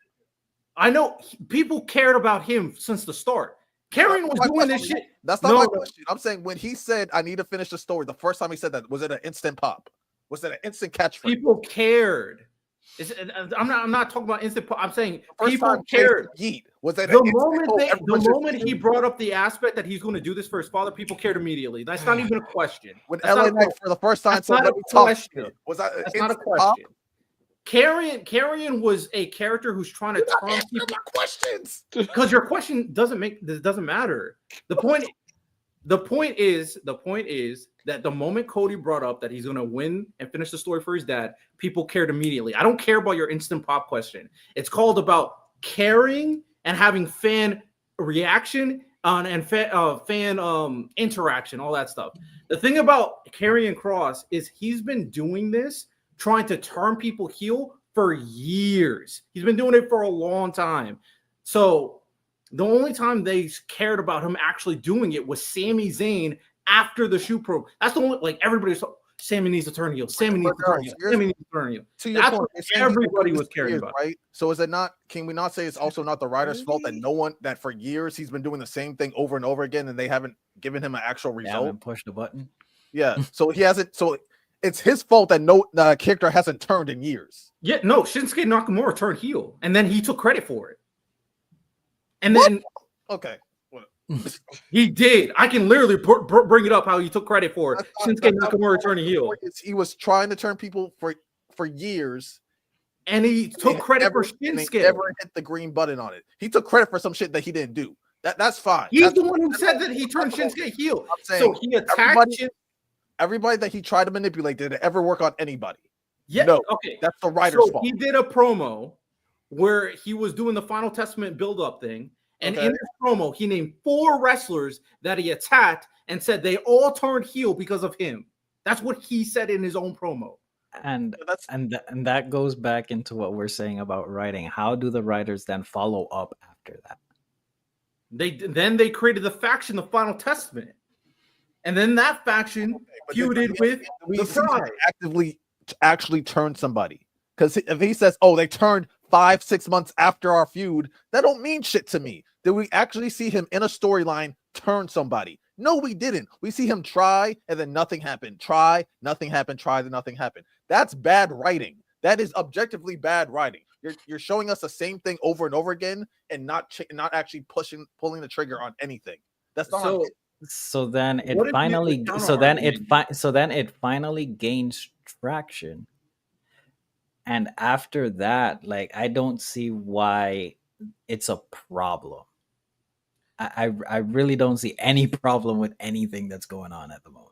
Yeah, I just disagree. And my thing is, when it comes down to Carrion, I can make the counter argument that he trying to turn these people heel. Nobody cares, so they don't pull the trigger. I can make that counter argument too. You never really know why they do or don't do something because there's always like several factors that's beyond just the wrestling storyline. Yeah, he's like, why are they still talking? I'm be honest, I want to eat, so I don't know why we're still talking. So last thing I'll say is that I'm not calling for Karrion Kross to be fired. I don't blame Karrion because I always thought he cut good promos, but I was like, why does nobody else care? It's kind of how I feel about Santos Escobar. I feel like he cuts good promos and he's good in ring. Nobody cares. Like, there's nothing I can do about that. Nobody cares. And I think if Santos Escobar started cutting, like saying, oh, yeah, the business is this, and that, and now people care because he's cut that edgy promo, I'll keep the same energy. So my thing is, if people don't care, you make them. Okay, stop trying to give his character credit for that shoe promo. That shoe promo had nothing to do with his character. He's been pulling someone that actually did something. He's had this character since Black and Gold NXT. But main roster is different, and also when it comes down to his promo wasn't a part of his character. He was just talking shit. That was not part of his character. So that was not a character. No, this is wrestling. But I'm not, Milani. I'm not talking to you. I'm not talking to you. Santos said it was part of his character. This is part of his character since Black and Gold, and they deviated. They deviated from that when they gave him the stupid little Shao Kahn outfit. Oh, the gimp suit. Stupid, and now and then he switched back to the TikTok Karrion Kross. He's had this character. This is who he is. He's finally doing, and it's working now. Sure, it took a shoot promo, fine, but we're finally seeing love being shown to Karrion Kross, which he's deserved. I wish people would do the same thing for Jimmy. I wish people would do the same thing for Johnny Gargano and Tommaso Ciampa. Like it's just people. I mean, what's his face that's not doing anything? That he was with Trick Williams. What's it? Mello wishes he had people doing what Karrion Kross. Mello's at this point. That's all I'm saying. We can agree to disagree to everything else that we've been saying, Riddell, because I don't think we'll see eye to eye, and that's perfect. Mixing the point here. No, and that's fine. We can agree to disagree on that because we're really not going to see what we're saying. Well, you're arguing that it's fine what Karrion Kross is doing, and I already said I'm also fine with Karrion Kross is doing. I also said I'll be fine if someone else did what he did. I'm just talking about the reason why the fans care is the promo he did. The shoe promo had nothing to do with his character. So I don't know how you're making that correlation. And I think now that people care because of the shoe promo, he did talking shit about the company. I don't think the care that they have for him is genuine. I just think that they think he's one of those people it's kind of like CM Punk in terms of the anti-establishment stuff, where it's like, oh, he's against the business. Now I care. I don't think this love is genuine. And my concern for Karrion is that once they either get exposed to him more or once he leaves, they're not going to give a fuck because they didn't care about Karrion in the first place. They cared that he was anti-WWE and it seemed edgy, so now I care. So that genuine care is what I'm talking about. To his character, Riddell. It's not a part of his. All right, it really is a point. And that's what I'm saying. Like we can agree to disagree, but it is part of his character. But his whole thing is like Doomsday master plan. That was not a Doomsday promo, bro. He just talked shit about the company. No, I'm talking about his character itself. As Karrion, I like his character. I think his character in general is good. Agree to disagree. We can agree to disagree. So I'm tired. End the show. All right. Yeah, I'm hungry. I haven't eaten all day, so I'm just on fumes right now. Me neither. Well, there you go. Last segment, wrestling talk. Appreciate y'all tuning in. Open Dojo next week, this week, Next week. next week, and then BSS will be next week as well. Y'all have a good one. Take care.